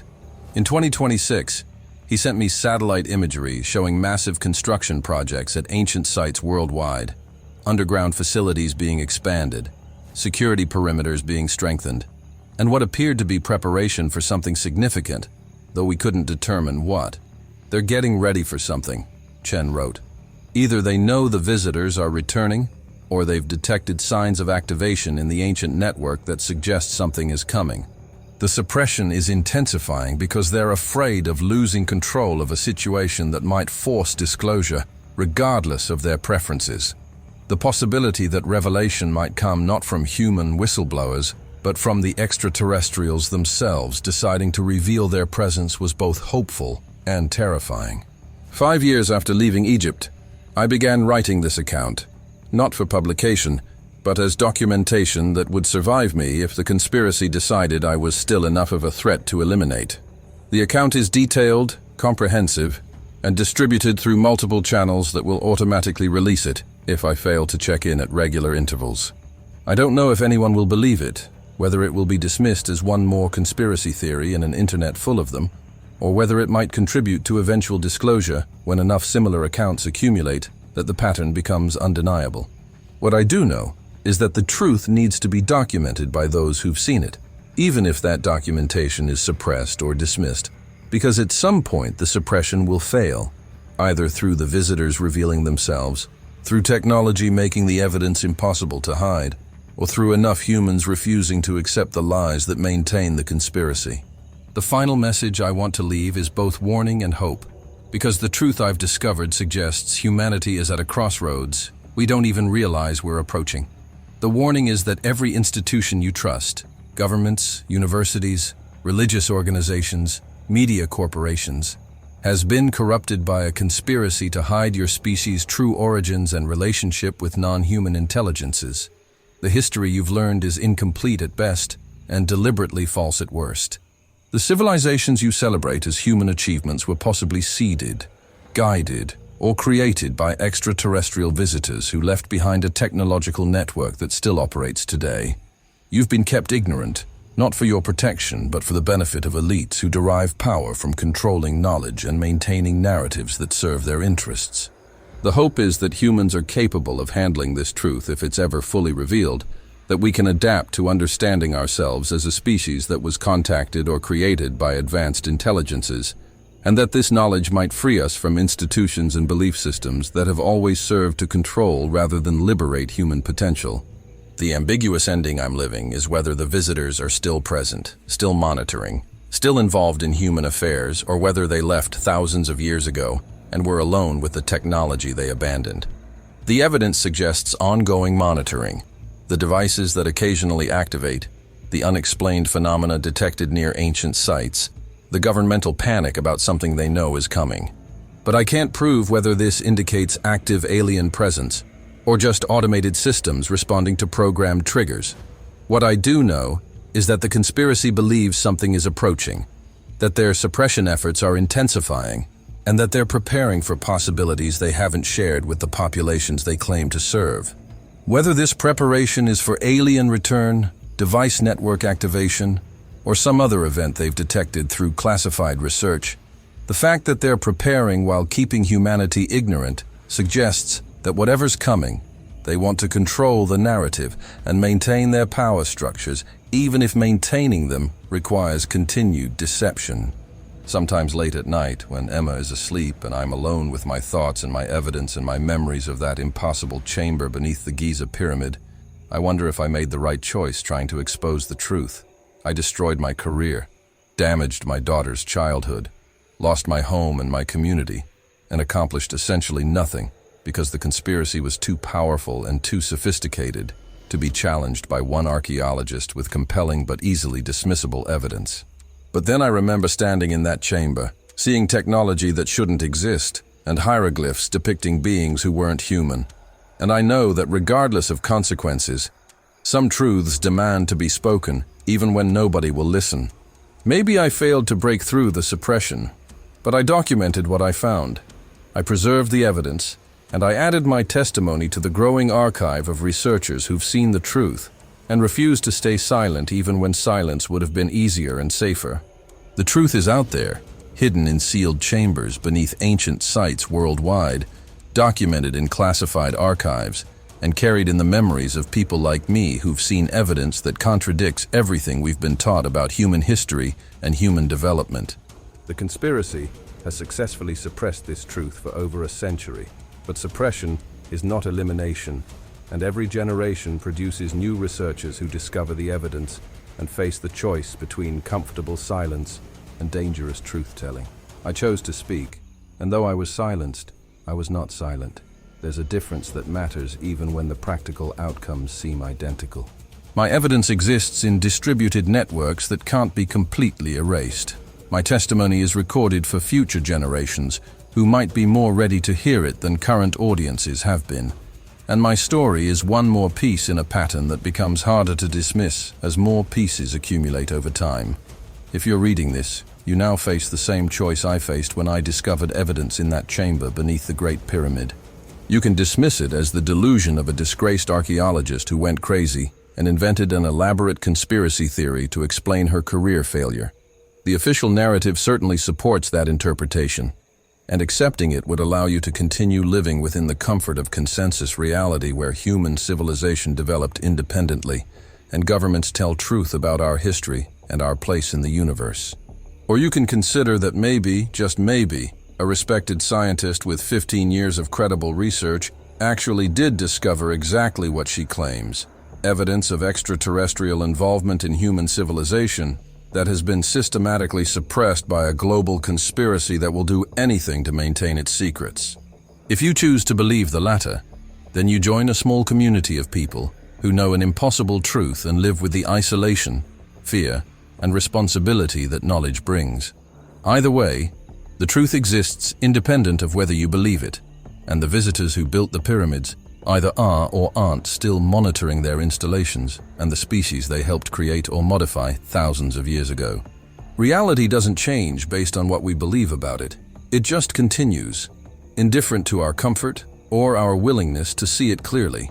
The question is whether you're brave enough to look at evidence that contradicts comfortable lies, or whether, like most people, you'll choose the safety of officially approved narratives over the danger of truth that threatens to overturn everything you thought you knew about who we are and where we came from.